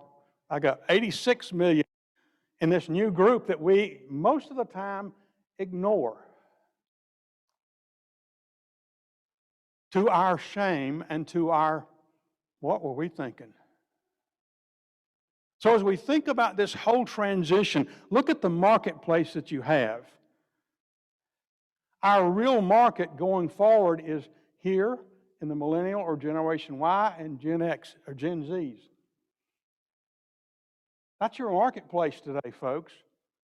Those are the ones you need to be considering in your club and where they are and what they would do to revolutionize your club with new, different, innovative thinking and what we need to do as we move forward. So you see, we have to change. You cannot do Rotary the way you've always done Rotary when we come out of the pandemic. And you know what? I see the light at the end of the tunnel. We get over there and go over there and open those doors, and we see the light at the end of that tunnel. Most of us are now being vaccinated, and hopefully soon, I don't have mine on, but we'll be able to take our mask off and say, we're done with those things. But we have to rethink where we are and what we're going to do as we think about moving forward in the future of where Rotary is going to go. So now, how do we become relevant to Gen Ys and Gen Zs? That's the question that you and I as Rotarians have to answer. Many of you are like me. I wasn't taken quite as kicking and screaming as some others are, but I'm embracing Zoom because it's a new opportunity. I've watched some clubs in our district become very innovative in what they do with Zoom and hybrid meetings and the combination. As we move into next year, that's one of the areas that we'll focus on, is how to make that even better than it is today. For those of you who are challenged with that and want some help, we want to be able as a membership committee to offer that to you. So our theme this year is Rotary opens opportunities. You see it up there in the corner. So how do we rethink Rotary? How do we change the mindset that we have? There is some kind of strange mystique and foolishness that we don't do business together. That's the founding principle of Rotary. What are we thinking? I've had clubs tell me, well, you can't do this because with business. Listen, folks, the founding principle of Rotary was networking.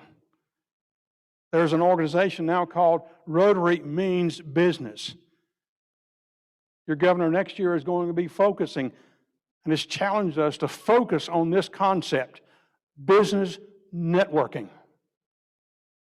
That's what built Rotary and brought it to the place it is, and it needs to go back there instead of shunning the idea of networking. Oh boy, preach it. Okay, you got me fired up now, okay. Yes, amen is right. We need to get back to the original founding principle of Rotary, networking, business to business, making a difference in our community through our business relationship. Guess what? something about vocational service. Does that ring a bell to somebody? Duh. Okay. Secondly, we need to think about fellowship. All right. Okay. You see, fellowship is not two people in a ship.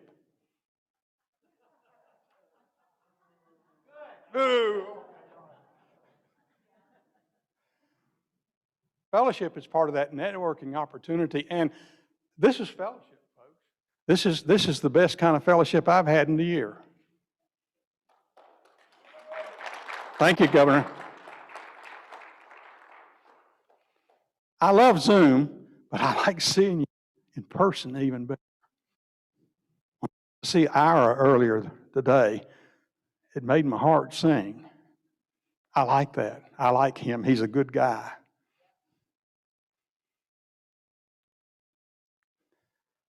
So yeah, to fellowship.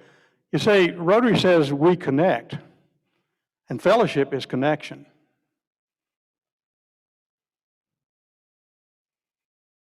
No better opportunity in your community than to connect business to business, person to person, to make that difference. See, that's Rotary. That's what Rotary's all about. She's already gotten telling me I only have 1 minute left and I've got 20 minutes to go.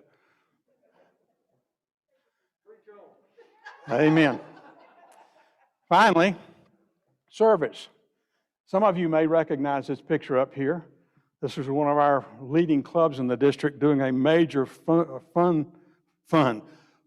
project involving most of the clubs in Greensboro. Summit Rotary. Congratulations, Summit. Thank you. You've heard me say for years, engage, retain, attract. And I submit, all right now, be nice. It says low battery. No, that's not. It says it's pointer. What's going on here, Dave? Huh? Duh. Oh, back it up and try again. There we go. Okay, hold on. Engaged Rotarians or retained Rotarians will attract Rotarians. Folks, if you're not engaging your members, you need to get with the program. Our problem is not retention. We've been told that before. That's wrong. Our district, and we just heard some very startling statistics throughout our zone, we're retaining better than 80% of our members. And that's about the best you're going to do. We're also on our attraction rate. Our attraction rate is usually in the single digit instead of double digit like this. And then our attrition rate is something that none of us in this room can do a thing about. Not one thing. You are going to lose 14 to 15% of your members every year through no fault of your own. Nothing you can do about it. It's just going to happen. So that's why we have to think about an attraction rate of 20 or more if we're going to get where we need to go.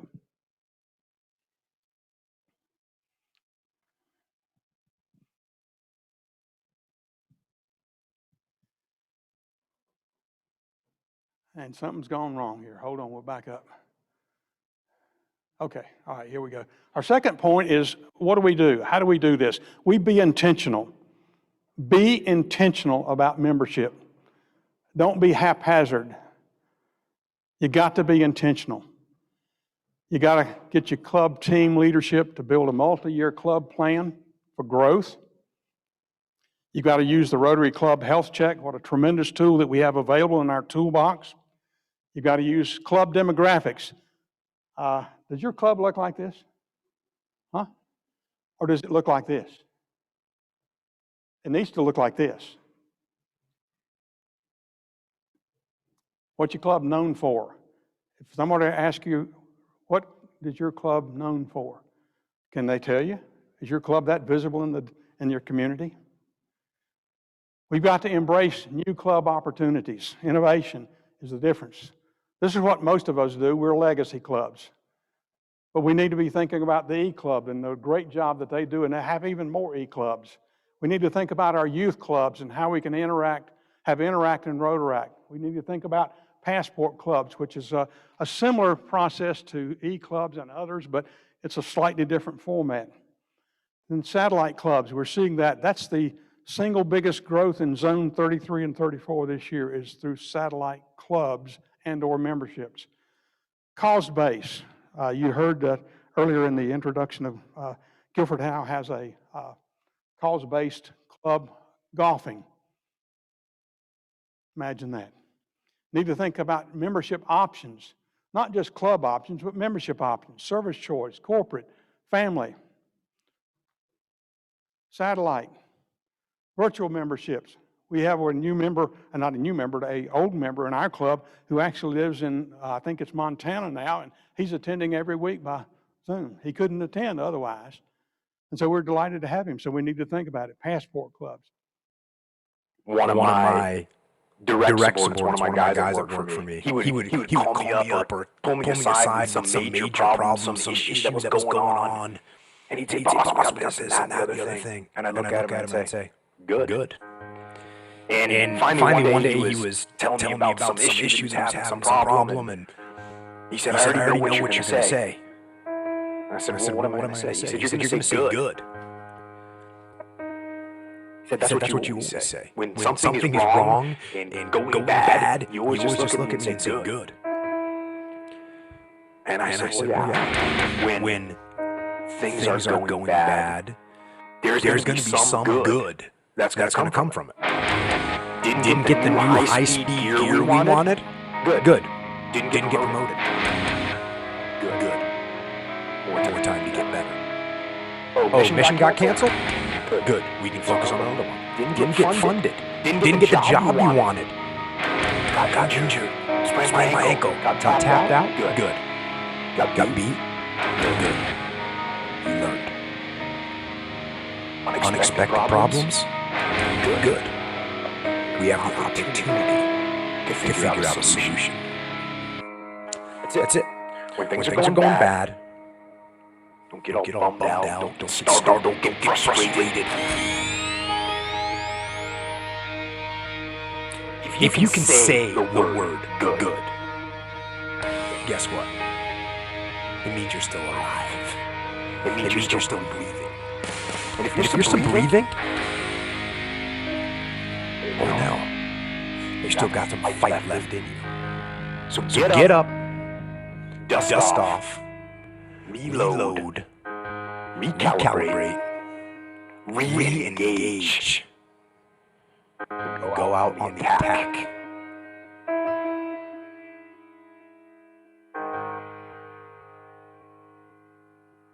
Let's get at it and get membership.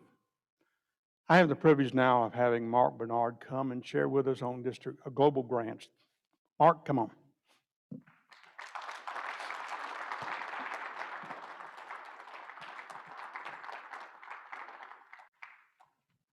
Thank you so much. And thank you, everybody. Just a little bit about me. I'm a 34-year Rotarian now. 28 years of my Rotary life was in District 5280 in Southern California. I've been here about 3.5, going on 4 years. And I must say, my club and this district has welcomed me with open arms, both at the club level and now as your Director of International Service, with some of the ideas that I want to bring to bear, and with our district leadership over the next few years. And you're going to hear that not necessarily with this presentation, but as we move forward. Before I actually, let me just make sure I have the tech side of this going. We do. Okay. Claudia had made mention of many things when she was talking about the foundation, and one of the things she said, which I've thought many years, is the whole world is our backyard. Now, my personal background in Rotary, I became a Rotarian through my doctor's group that was doing work over the border in Mexicali and Tijuana. And the first Rotarians I ever saw were Mexican Rotarians. And then when I came around to giving back in my community, it was a no-brainer that for me, international service was going to be where it was at, and I've spent a career in that regard. So what I'm here to do now is to give you an overview, partial overview, I should say, of the activity of our district with respect to global grants in this Rotary cycle. Now, there's a caveat to this as we go forward. Wait, let me go back. There are three categories that I'm going to cover: approved grants, submitted grants, and grants that are in draft status.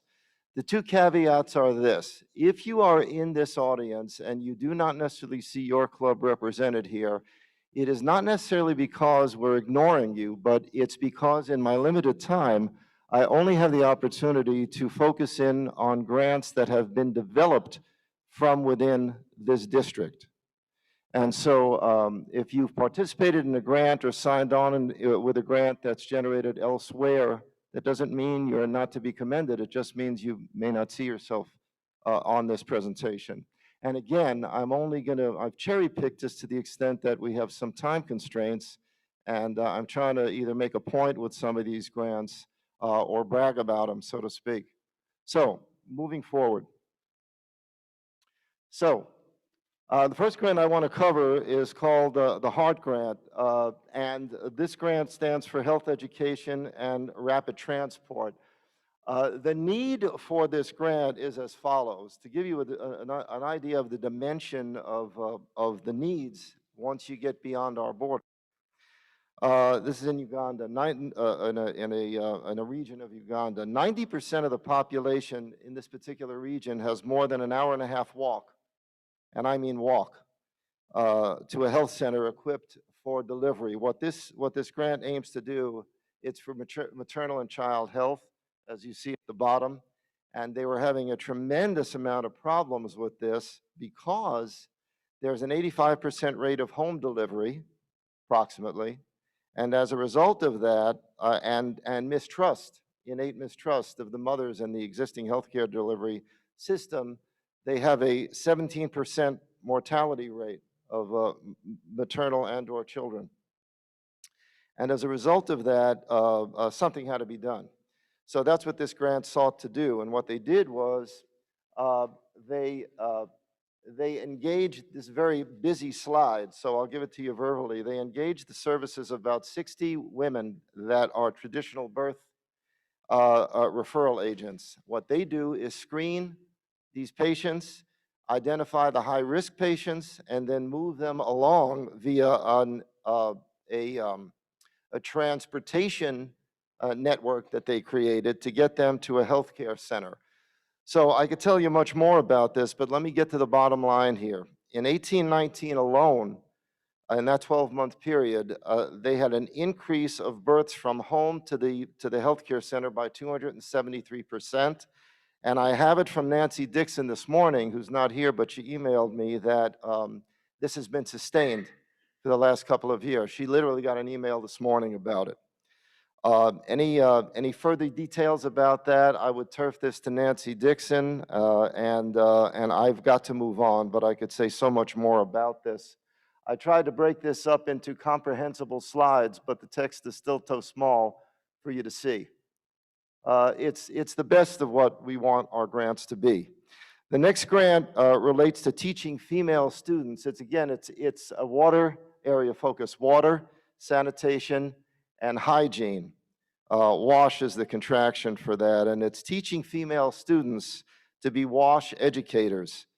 The project itself is this is the other thing I want to focus in on. This is a multi-club supported project. And when I show you the clubs here, I'm only showing you clubs in 7690. That does not mean that there are not clubs both in the host country as well as there well could be clubs in other districts that have jumped onto these grants. But I'm focusing in on the 7690 clubs because I want you to see who's participated, recognize them, and get excited to become one of these and on this list next year when I come knocking on your door, so to speak. So, moving forward, what this aims to do is to create composting toilets and teach these girls, these students, to be entrepreneurial, both in creating opportunities, including toilets and other infrastructure in their communities. This particular project was compost toilet oriented. The accomplishments were, to date, 24 school composting toilets, 6 demonstration village toilets, 4 solar-powered water filters, 2 girls' washrooms, and I could get into a whole nother story, which I don't have time for, about the toilet lady and those kind of projects and why they're needed. And utilizing vermiculature farming, which is using worm castings as a great way to take care of the waste. And then there's books for the library, entrepreneurial competition. This too is far-reaching. I wanted to, not only on the innate quality of this program, but the fact that it engages so many clubs in our district, I wanted to share that with you. The next one that I want to talk about, because it falls into a special category in and of its own innate value, and this is the Urban Community Center Garden that is up in the Greensboro area. And the reason I've starred this, I'll talk a little bit about this, is because it's what we call a reciprocal grant or a reverse grant. And what the project itself is we, meaning 7690, are the recipient country. We are the host country with this grant. The international partner is a club in Jamaica and the international district. And this is one of the most misunderstood things, I think, Rotarians in most districts that I've addressed have, which is the mindset is that our money is always going over there, wherever there may be. And I certainly don't doubt that that is true. But what people miss is there's nothing in our eye that says that we cannot be the host country. And so what the culture that I came from in California was that at any given time, when I was director of international service there, we had 6 to 8 reciprocal grants going. And what that means is you've developed a great relationship with another country or another district so that we can benefit for our own people. And so what I'm going to try and build for us strategically is have the different areas in our district get on board and start coming together and thinking about area-based reciprocal grants. And I can help with that. And not just me, our Global Grants Committee can help with that. Moving along. By the way, perhaps you've recognized the 2 people that are in that picture, right? And so this grant, there's going to be a phase 2 to this grant, by the way, which is to empower the local community and people that are on the, which you would say the underclass, by whatever standard that means, people that need a hand up, and give them opportunities economically and to come forward with phase 2 of this.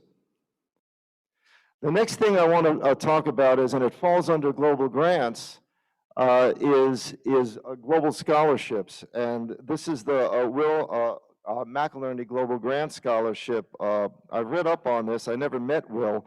Will is a former Rotary Peace Scholar. And for those of you who don't know, the competition for that is very, very high. And this district is to be commended for being able to identify somebody of this level of quality. So Will's career goal is to be a scholar practitioner teaching and working to enhance and advance peace education through men's violence prevention and education in academic, policy, and community context. He is currently at Cambridge University getting his PhD and writing his thesis in this activity. And so, as I say, it's quite a feather in the cap of this district to have been able to garner a person of this quality. And I would urge you, clubs, to start putting the word out, if you are not already doing this, to see if we can identify others in this area. The next one is a grant that I've co-authored with a colleague in Tijuana. This is a student-teacher learning laboratory, and what we're doing here, originally it was to enhance the in-class experience of indigent Mexican students, and concurrently enhance the in-class and remote teaching skills of university students at the University of Tijuana. Enter COVID, we had to rewrite the grant, and now it's created a tremendous opportunity. From lemons, you make lemonade. And what this opportunity is now is we are going to massively be able to expand this program by adding remote learning and remote teaching and get this out to many more students. We've got a memorandum of understanding with an entity in Tijuana that's got the capability of doing that. And so if you have any other questions about that, talk to me at our booth, Southern Pines Rotary. The next grant I'd like to talk about is enhancing foot and ankle surgery in India. My doctor's group has done over 3,000 major reconstructions on club feet, polio-related activity. We saw in 2019 3 polio victims that we operated on, and these were kids. Hopefully we won't be seeing this anymore. And we saw the opportunity to more than double the functional capacity of the hospital to deliver surgery to these kids. And so that's what this grant is about. And as you can see, my methodology, as some other people who are grant writers, is to get as much engagement as possible. So you see, these are the clubs that are on board so far. The grant is not closed, it's in draft status. You're welcome to talk to me back at the desk. And so here's an example on the left of a cerebral palsy teenager prior to surgery. The video in the middle is where he was after surgery, and the video on the right was shortly after both feet were done. I don't know if I can go backwards, can I? No. So moving forward, but I can show it again. As you can see, he's got spastic cerebral palsy, so he's a toe walker, and on the right, on the very right, is shortly after the second front. And he couldn't get a job. He couldn't drive. And here he is now, riding the bike, he makes deliveries. And while it's not perfectly, after he released his Achilles tendon to do some other work, but we made him much more improved. Okay. More about us. I'll be happy to talk to you at our booth if you're interested in supporting this or just learning more about what we do. Next, I want to talk about another grant. Happens to be in Uganda, and is Chi here? No. So Chi Archibong is really the lifeblood of this program. Some of you may have attended a movie that she made a couple of years back, and it was a tremendous movie. And this is a clean water project in which the installation of clean water system in this community delivered clean water to 6,000 members of the community. Prior to that, they're walking, and you see the quality of the water that these people are drinking, disease-borne bacteria, et cetera, et cetera. And there's another phase to this that we're hoping to fund for Chi's project. Again, what we take for granted, we should not take for granted. Clean water is a precious commodity worldwide. Okay. This is the last one that I'm going to cover, and I don't want to spend as much time only because you've probably heard this reported on by other directors of international service, or perhaps Steve Mackler. This is a multi-year project in the area of disease prevention and treatment, in which they are trying to empower the nurses in Moldova who are not equivalent in their education, training, and responsibility and scope to what nurses are here. And over the many years, they've been able to train. It's both political and educational. They're on the ground training the nurses to have the capability to deliver more care in their communities, and at the same time, they're working to get a credential for these nurses that allows them to increase their scope. And so they've had more and more nurses enrolled and engaged, and these are the future. This is a continuing grant, and so these are the future foci. That's the plural of focus, I learned. And these are what they're trying to do, which is somewhat redundant to what I've just said. With that, that's the summary, and the ultimate summary is we are them, and they are us. And so when you think about programs, it's just not what you see out your window and in your own backyard. I've been as good a local Rotarian as anybody else, and I don't forget about what happens in our local community. But the rest of the world is why it's called Rotary International, and that's what I'd like you to consider getting more and more involved in. And our Global Grants Committee is there to not only answer your questions, but to mentor you through the possibility of writing grants if you are just willing to take advantage of it. So, thanks to all of these clubs and the clubs that are to follow. Thank you.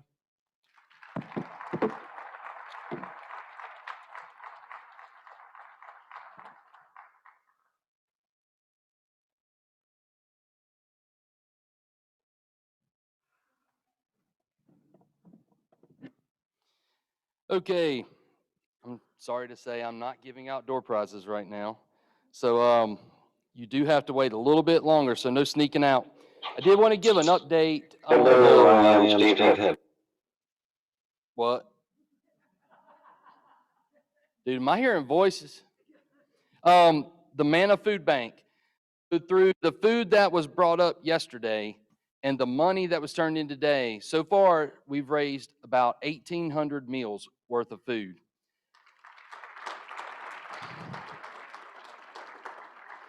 We've also noticed the folks that have brought in food today and continue to bring in food, and that's not even in that 1,800 meal count. So that's at least a double, if not more than doubled, what that $1,800 or 1,800 meal figure is. So we're going to try to keep you updated tomorrow as the day goes along once we get those counts in. And one other announcement, we have another area governor presentation for Area 8. He'll be giving their update on their clubs. So just a quick innuendo here.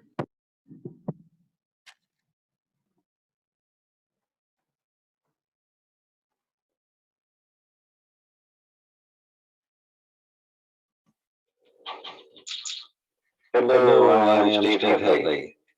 AG for Area 8 in District 7690. We are comprised of the following Rotary clubs: Asheboro, Liberty, Midstate, Randolph, and Troy. First up, Asheboro Rotary Club.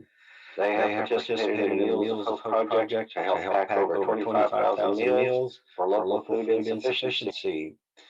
They also participated in the Dictionary Project, which provides dictionaries to all third graders in Randolph County. And they are participating in the Hero Project, which will be giving local restaurant gift cards to members of the Asheboro Fire Department. Next, Liberty Rotary Club. They have participated in a Liberty Night Out to allow the public to have a more friendly interaction with members of the police department and other first responders. They also participate in the Dictionary Project, which distributes dictionaries to all third graders in Randolph County, and they have help with meal packing events for Backpack Pals. Midstate Rotary Club. They also have participated in the Dictionary Project and will be distributing dictionaries to third graders in Randolph County as well. They also have members that volunteer at a local meal provider, Our Daily Bread, to help serve meals to those less fortunate. They have also started a Black Business Accelerator project to help mentor Black entrepreneurs who want to start and run new business ventures. Midstate Rotary also participated in the Hero Project, and they are giving local restaurant gift cards to members of the Randolph County EMS services. It's a win-win for the community. It helps our restaurants around the area and also gives our thanks for the services provided with this amazing group of individuals. Next, Randolph Rotary Club. We also participate in the dictionary project in distributing dictionaries to third graders in the county. We are participating in the Hero Project and have funded and will help convert shotguns from the Randolph County Sheriff's Department to be able to shoot bags for less lethal confrontation situations. We have had several service projects during the year benefiting several local agencies who serve unmet needs in our community. We recently completed a joint project with Asheboro Rotary Club and Randolph Rotary Club for the Meals of Health Project, and we helped pack over 25,000 meals, which will be stay local and be used for local food insufficiency. We also have an annual service award program to honor a member of the Asheboro Police Department, Randolph County Sheriff Department, and North Carolina Highway Patrol. We do thank each one of these officers for the service they give to our community. We truly appreciate their sacrifices. Next up is Troy Rotary Club. They also have participated in the Hero Project and have distributed gift bags to first responders in Randolph County and have completed several service projects throughout the year, also benefiting agencies helping others in need. And they recently provided funding to help with the cost of a reforestation project with Three Rivers Land Trust. And here is Troy Rotary. Have recently completed a labeling of books that were obtained through the Innovative Approach to Literacy to give to Montgomery County school children. And that sums up some of the work that's done throughout the year for Area 8. Thank you. Have a great district conference.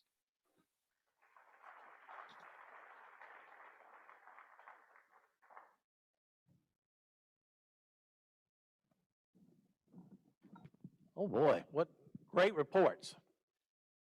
Dave, are we ready for the next one? Okay, good. Okay, I wanted to try to have someone speak with us and try to get live speakers, but you know, trying to get people to come live to speaking is kind of tough because it's hard to travel. So I have a great speaker for us today. Some of you may know that we're in the process of hopefully having us a global scholar going abroad. She's up there with RI right now, and I don't see any problems with that. We already have the sponsoring club in Italy, so we're very active. And as pointed out earlier by Claudia, that we're very active with working for scholars and all. This next person we have visiting with us today, virtual here, she's was a Rotary Ambassador Scholar, a fellow. Rebecca Byerly has spent the last 8 years directing and producing Women of the Mountain, a documentary that chronicles her personal story of breaking out of an intergenerational cycle of domestic abuse. Based in New Delhi, India, for nearly a decade, she worked as a foreign correspondent across South Asia for the New York Times, the National Geographic, CNN, Time, and the Wall Street Journal. Now based in Floyd, Virginia, Rebecca continues to report for the New York Times and is currently writing her first book with her literary art agent at ICM Partners. An adventure enthusiast, Rebecca has some of the longest, most grueling ultra marathons in the world. Rebecca was a 2009-2010 Pulitzer Center for Crisis Reporting Fellow to Kashmir, India, and a Rotary Ambassador Fellow to New Delhi, India, 2007-2008. Please welcome Rebecca Byerly.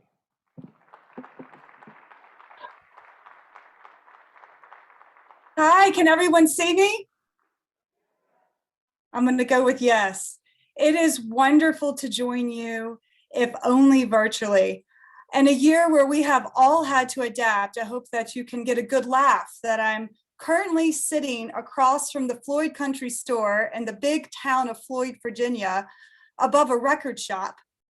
It's the only place I could find reliable internet, and I have been scouting this out for the last 3 hours. If you know Floyd County on a Friday night, the Bluegrass Jamboree is going to get started at 6 o'clock, so I'm glad I have some time before the Bluegrass starts. I'm hoping you're able to see me because I'm not sure if you are.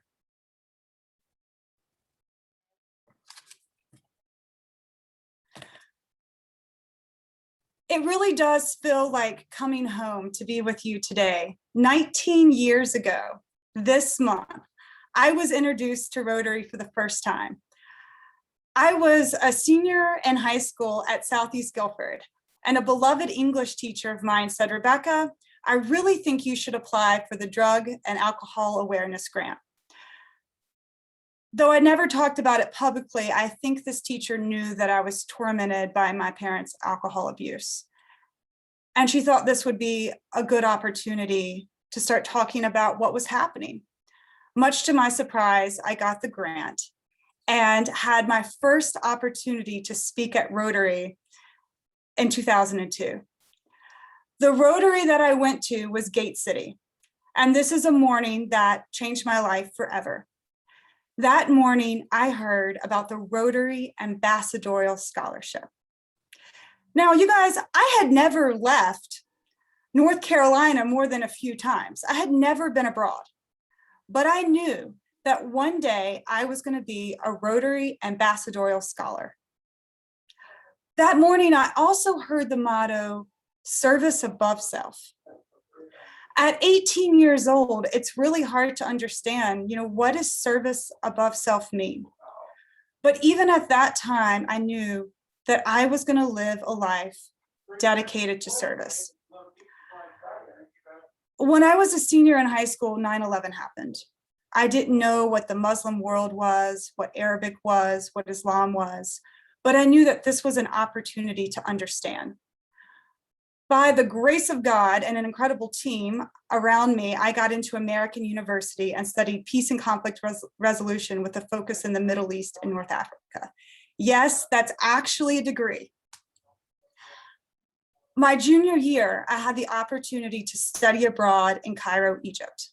Now, I was supposed to be staking out my career in the State Department and learning Arabic, but instead, I traveled in places like Palestine and Sudan and Lebanon. And I learned that these places and these people that were often taught to fear and even to hate, that they're people, just like you and me. And these people became my family. That year, I also started writing for the school paper in Cairo and took up ultramarathon running. I was 21 years old, and I was the only female in my program, learning Arabic, which is an impossibly hard language. So running was my outlet. And on Friday mornings, I would run across Cairo to the pyramids with the Sphinx. And I'm sharing this with you because that's when this dual passion of telling people stories and running was born. By the time I got back to American University, it was my senior year, and I knew that it was time to apply for the Rotary Ambassadorial Scholarship. One of the happiest moments of my life, I'll never forget where I was when I got the call, was hearing that I would be the 2007-2008 Rotary Ambassadorial Scholar to New Delhi, India. Now, this is when we should have a laugh. I had no idea what India was. I had never been there. I didn't know the language, but I knew I wanted to go. That year, I lived in a cinder block apartment in a middle-class neighborhood in India. And let me tell you, a middle-class neighborhood in India is very different than a middle-class neighborhood in America. I usually did not have power or running water. It's 115 degrees, so this is pretty hot. And a lot of mornings I would wake up covered in mosquito bites on my terrace because it was too hot to sleep in my cinder block apartment. But every single morning, I woke up so thankful that I had this opportunity, that I had the opportunity to see the world and make my dreams a reality. By the time I finished my time as a Rotary Ambassadorial Scholar, I had gotten a job with CNN covering feature stories across Asia. Now, mind you, this was during the Beijing Olympics in 2008, so everyone wanted feature stories. I wrote about Hin Bunting, who was the first Cambodian athlete to compete in the Olympics after the war in Cambodia. I wrote about Mongolian kids who ran at top speeds on their horses across the Mongolian plains. And of course, I ran 150 miles across the Gobi Desert and the Uyghur region of China. The Uyghur region of China now has internment camps for the very people I wrote about. And while the stories were important and they were a stepping stone to my career, it's those experiences that I had in those in-between places that really showed me who I wanted to become. One afternoon, my cinematographer and I were literally stuck in a yurt next to the border of Siberia.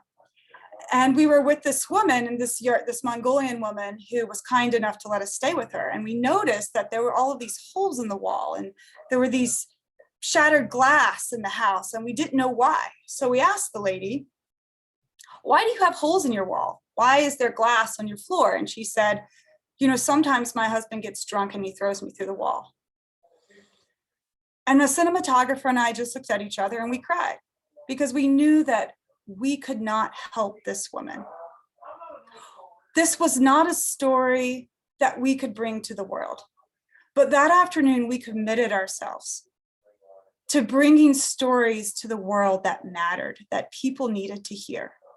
And you see, this is what happens when you give a young person the opportunity to study abroad on a Rotary Ambassadorial Scholarship. You give them the opportunity to bring the stories of so many more people to the world. A year after I finished my Rotary Ambassadorial Scholarship, I returned to India on a Pulitzer Center on Crisis Reporting grant, this time to Kashmir, which, if you know anything about India, Kashmir is one of the most militarized places on the planet. In all, I spent more than a decade on the subcontinent writing people's stories for publications like CNN and National Geographic and the Wall Street Journal. I now write for the New York Times. My most recent stories were on a woman who's 35 years old and runs 200-mile races. Yes, that's right, she runs 200-plus-mile races. She not only beats everybody in the race, she wins by 10 hours. She beats all the boys. I wrote about a woman for the New York Times who's a mother of 5, and she was diagnosed with stage 4 lung cancer. It's a death sentence. And instead of laying in her bed and crying about the kids she's not going to get to see grow up, she committed to going on adventures with each of her children before she dies. So I got to join her in Aconcagua, which is in Argentina, and climb a 23,000-foot mountain with this woman and her daughter. If you want to raise strong women who change the world, they need to read about the women who are doing it right now. And that is what you have empowered me to do.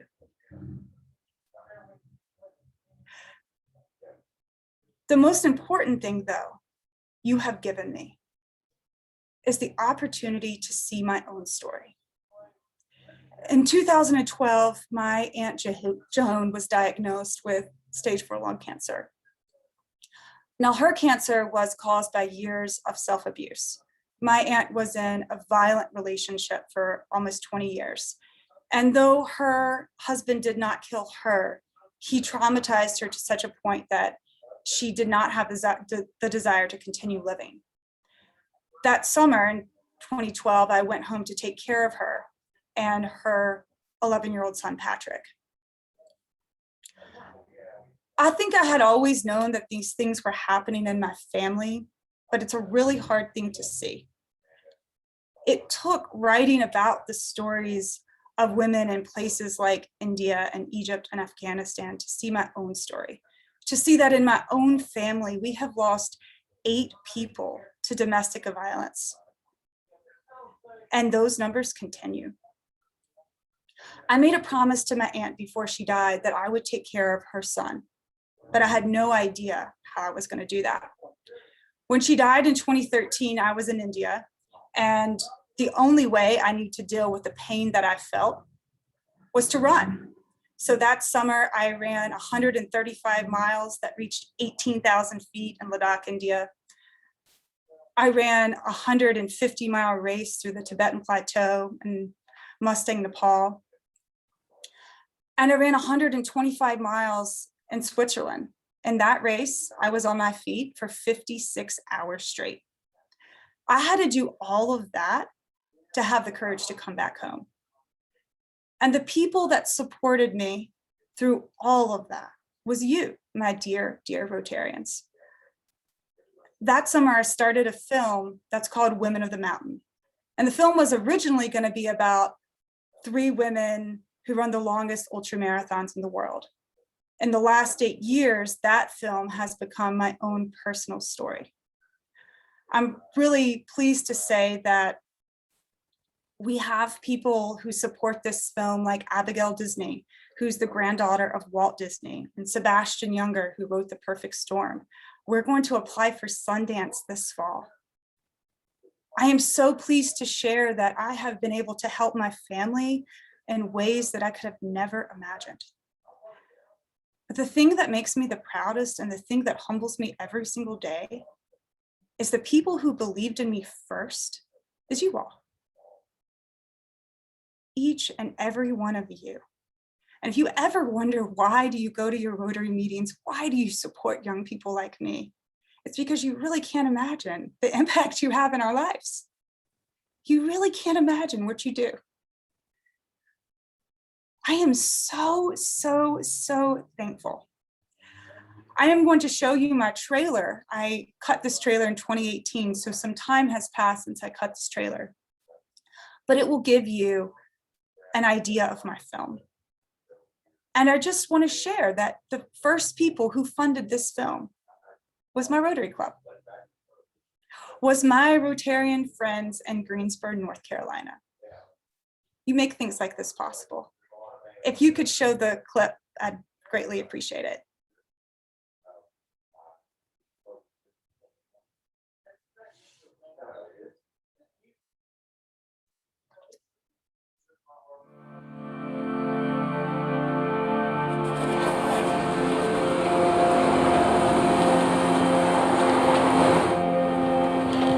I could never find a race long enough. I ran 100-mile races through the mountains.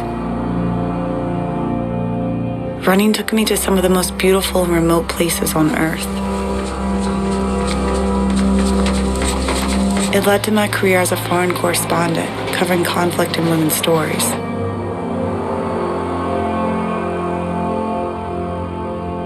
It took running thousands of miles around the world to face the path back home.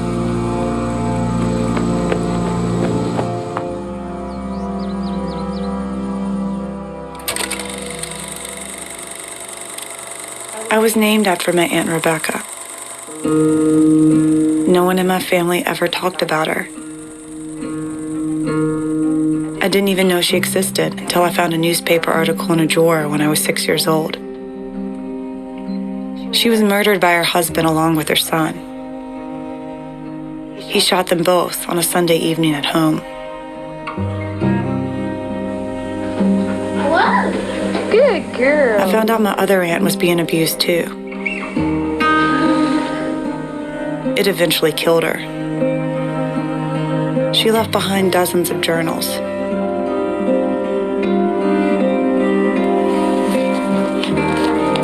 It took me a long time to understand this wasn't normal. We saved her from the monsters. Now she's okay. I always felt sad for my dad. How horrible would it be for your sister to be murdered in your parents' house? But then I watched this man, my first love, also abuse everyone around him.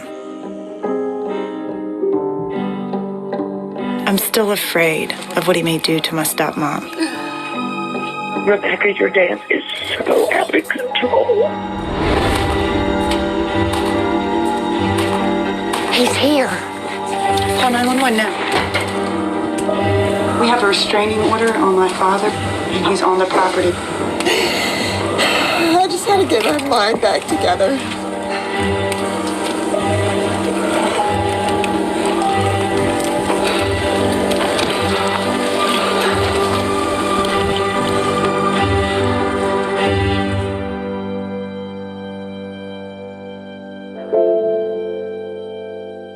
You have ran, Rebecca, as long as I can remember.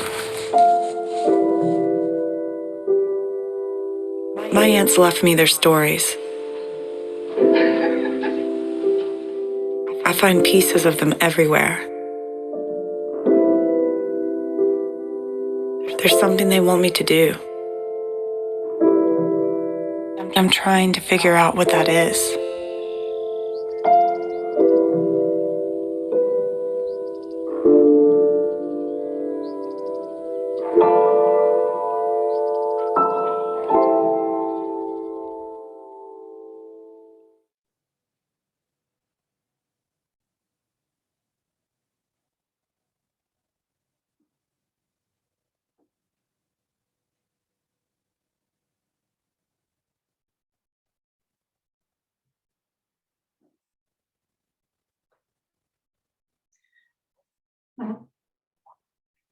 At the end of this trailer, I say, there's something my aunts want me to do. I'm trying to figure out what that is. I know what they want me to do. They want me to make sure that this cycle does not continue with the next generation in my family. In that trailer, you saw a young man that I was running with. That's my cousin Patrick. He's now 20 years old and a sophomore at UNC Chapel Hill, majoring in linguistics and making straight A's. You helped that young man get to where he is today, to rise above the trauma he was raised in because you helped me. That little girl you see in the back of that truck, that's my cousin Cheyenne.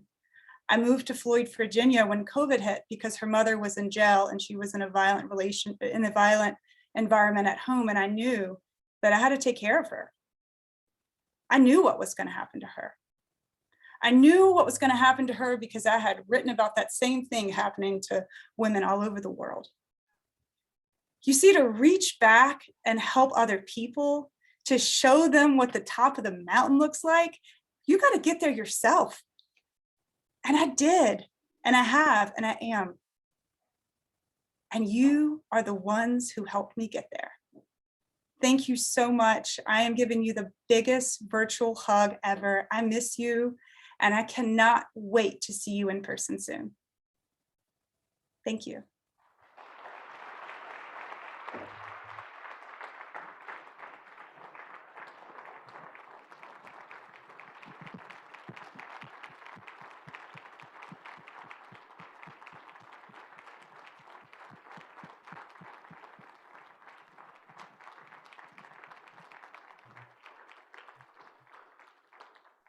Wow. Thank you, Rebecca. My pleasure. Thank you so much. And we all need to understand that's how much of a difference we can make in one life and how many lives that one life touched and all that. And Rebecca, in honor of you spending this time with us so that we can help other scholars help and go through this program, Rotary, we're going to make, on behalf of this convention, a donation to the Rotary Foundation in your honor. So thank you so much, Rebecca, for being with us. Thank you. And I just want to say, I'm here to support all of you. Please reach out to me. I will always have your back. Oh, that's good.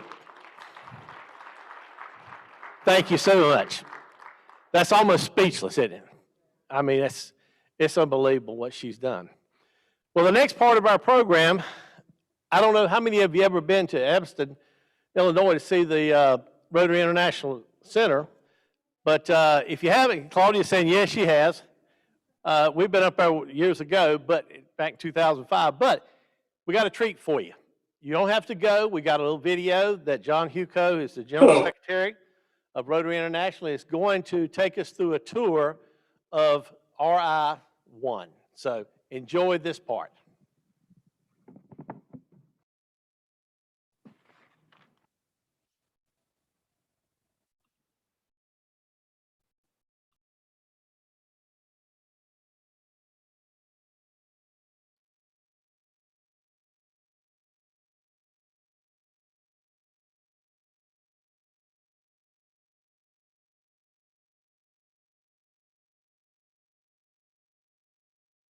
Hello, my name is John Huco, the General Secretary of Rotary International and the Rotary Foundation. I'd like to welcome you to beautiful Evanston, Illinois, the home of Rotary International headquarters. Over the past few months, we've taken every precaution to help prevent the spread of COVID-19 within our community. Unfortunately, this means we haven't been able to welcome visitors into One Rotary Center. But now, for the first time, we're excited to offer a virtual tour. I hope you'll enjoy this video, including a sneak peek of our new exhibit space on the 18th floor. Rotary International headquarters has been at One Rotary Center in Evanston since 1987. Rotary owns the 18-story building and currently occupies about 40% of the space. Today, we'll visit the 1st, 17th, and 18th floors. Come on in. We're starting in room 711. A recreation of the site of the first Rotary Club meeting. Rotary founder Paul Harris moved to Chicago to pursue his law career in 1896. After a few years, he wanted a way to create meaningful connections among businessmen. In 1905, he and 3 other men held what became known as the first Rotary Club meeting in the downtown Chicago office of Gus Lohr. Local Rotarians recreated the office in the 1980s and formed the Paul Harris Room 711 Club to preserve and share Rotary history. The office was later rebuilt at One Rotary Center. The fiberglass statue of Paul Harris was created by Rotarian Kimihiko Morioka of Tokyo, Japan. Morioka traveled to Evanston to assemble the statue at One Rotary Center in 1993. And Paul has been here smiling and shaking hands with Rotarians ever since. And nearby are images representing Harris's vision for Rotary and members putting it into action today. Welcome to the 17th floor and the Archcombe Society Gallery. At the 1917 convention, Rotary President Archcombe defined several areas he considered essential for Rotary's future, growth, and success. His suggestion led to a Rotary Endowment Fund, which became the Rotary Foundation. It seems eminently proper that we should accept endowments for the purpose of doing good in the world, in charitable, educational, or other avenues of community progress. Now, we use his name to recognize donors who have contributed $250,000 or more to the Rotary Foundation.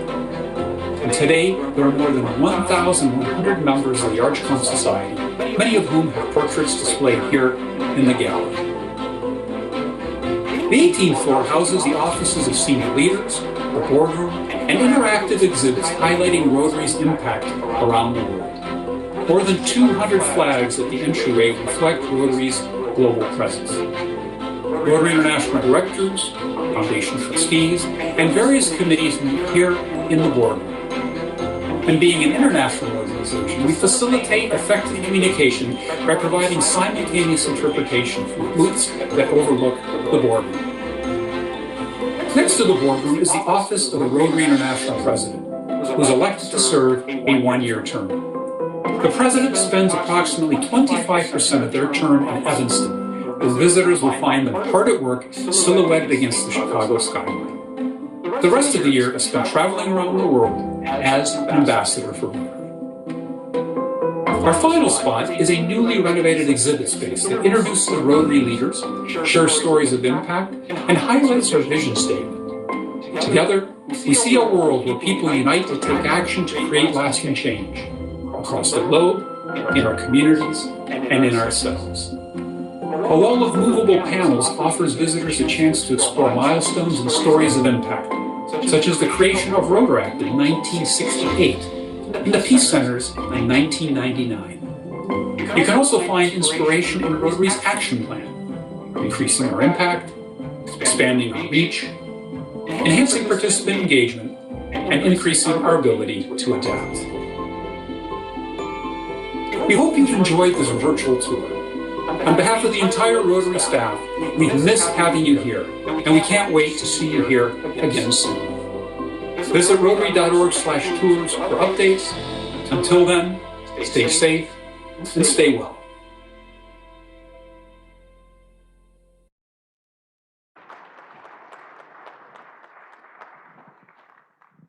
Good afternoon. We've had a great day so far. I wanted to take a second to recognize our sponsors for the district conference listed in our program. Jones Printing Company, Rotary Club of Greensboro, Truist, Rotary Club of Ashboro, Bank, Ireland Insurance, Rotary Club of Troy, Brubaker Associates, and those, just let's take a second to recognize our sponsors for helping us bring this event together. Just a couple of housekeeping events, things to think about. Breakfast tomorrow at 7:30, room right over there. We'll start here at 8:30 in the morning to begin the session. Please have your tickets. That's how you participate in the door prize effort. And what's the big rule? Gentry's rule, right? Be present to win. So, and Tom has reminded me you have to have a ticket for breakfast in the morning. And those should all be in your packets when you registered. I want to wish everybody a good night tonight. Enjoy Asheville. You know, frolic, fun, frivolity, all that good stuff. And one other reminder on your way out, the CART folks will be looking for you to dig deep and help out with CART. I think that's all the announcements I have. Let's turn it over to Joe Gentry and give some stuff away, right? Thank you. Tell you, Rebecca is the reason that I do Rotary. That is the reason we do this. And if you want to change your clubs, tell stories of lives changed and those whose lives you can change. That's what we're about. That's what we're about. I'm so proud of that. And Charles, you could hear a pin drop when you talked about membership. Thank you for that. To get on that, it was great, great, sobering reminder of what we need to be doing. So thank you for that. And in that spirit of fellowship, Bob Boone has invited everyone to his room tonight for a tea party. Isn't that right?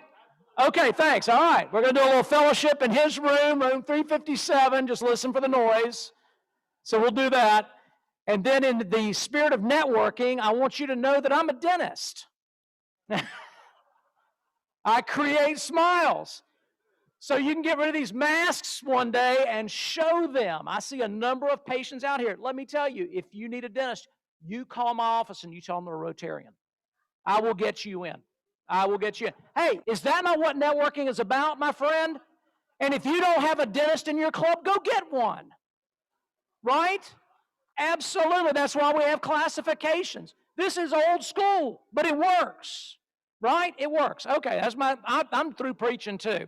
All right. Door prizes, that's why you're sticking around before dinner. All right. This is Dewey's assortment box. Lord, how many calories are in that, honey? I don't want to know either. Walt Howell. Walt Howell. That is given by the Stratford Rotary Club. Stratford Rotary Club. Walt Howell. Now, in the spirit of Rotary, too, one other rule I have in there is if you win today and you happen to get drawn tomorrow. That's right, Walt. You tell them, brother, right there's another good one. You get everybody on the other side of Greensboro. I get everything this side of Greensboro. Well, it's a great one. So, all right, next prize. Which one? Gift card? Oh, two of them. All right. This is from Southern Guilford Satellite Club of Crescent. Am I getting these right? Yeah, both. And these are, it's $50 in gift cards. So congratulations to the winner, Rick Moore. Rick Moore, congratulations. Send those out. All right. Next, from the Western Forsyth Rotary Club, a gift basket with chocolates, candles, not chocolate candles. No, chocolates, candles, comma, flavored water, cookies, and more. And is this the winner up here, honey? All right. Tommy Coburn. Tommy, congratulations. So another one? All right, another gift card from Furniture Land Club for $50 goes to, and I'm not picking the names because I know no one's trusts me. There it is. Chastity Hankins. There we go. All right, next. Okay, hold that one up. You're going to hold that up for everybody to see? What is that, a paddle? I got a horrible flashback. That was in the day. In the day, do y'all remember when that was, you could do that? Yeah. Oh, 8 years. 8 years of elementary school. Yeah. You didn't stay long enough. All right, from the Jonesboro Rotary Club, this is a beautiful bread cutting board and pottery and local honey. But this is a big one. And this goes to David Odom. There he is, right back there.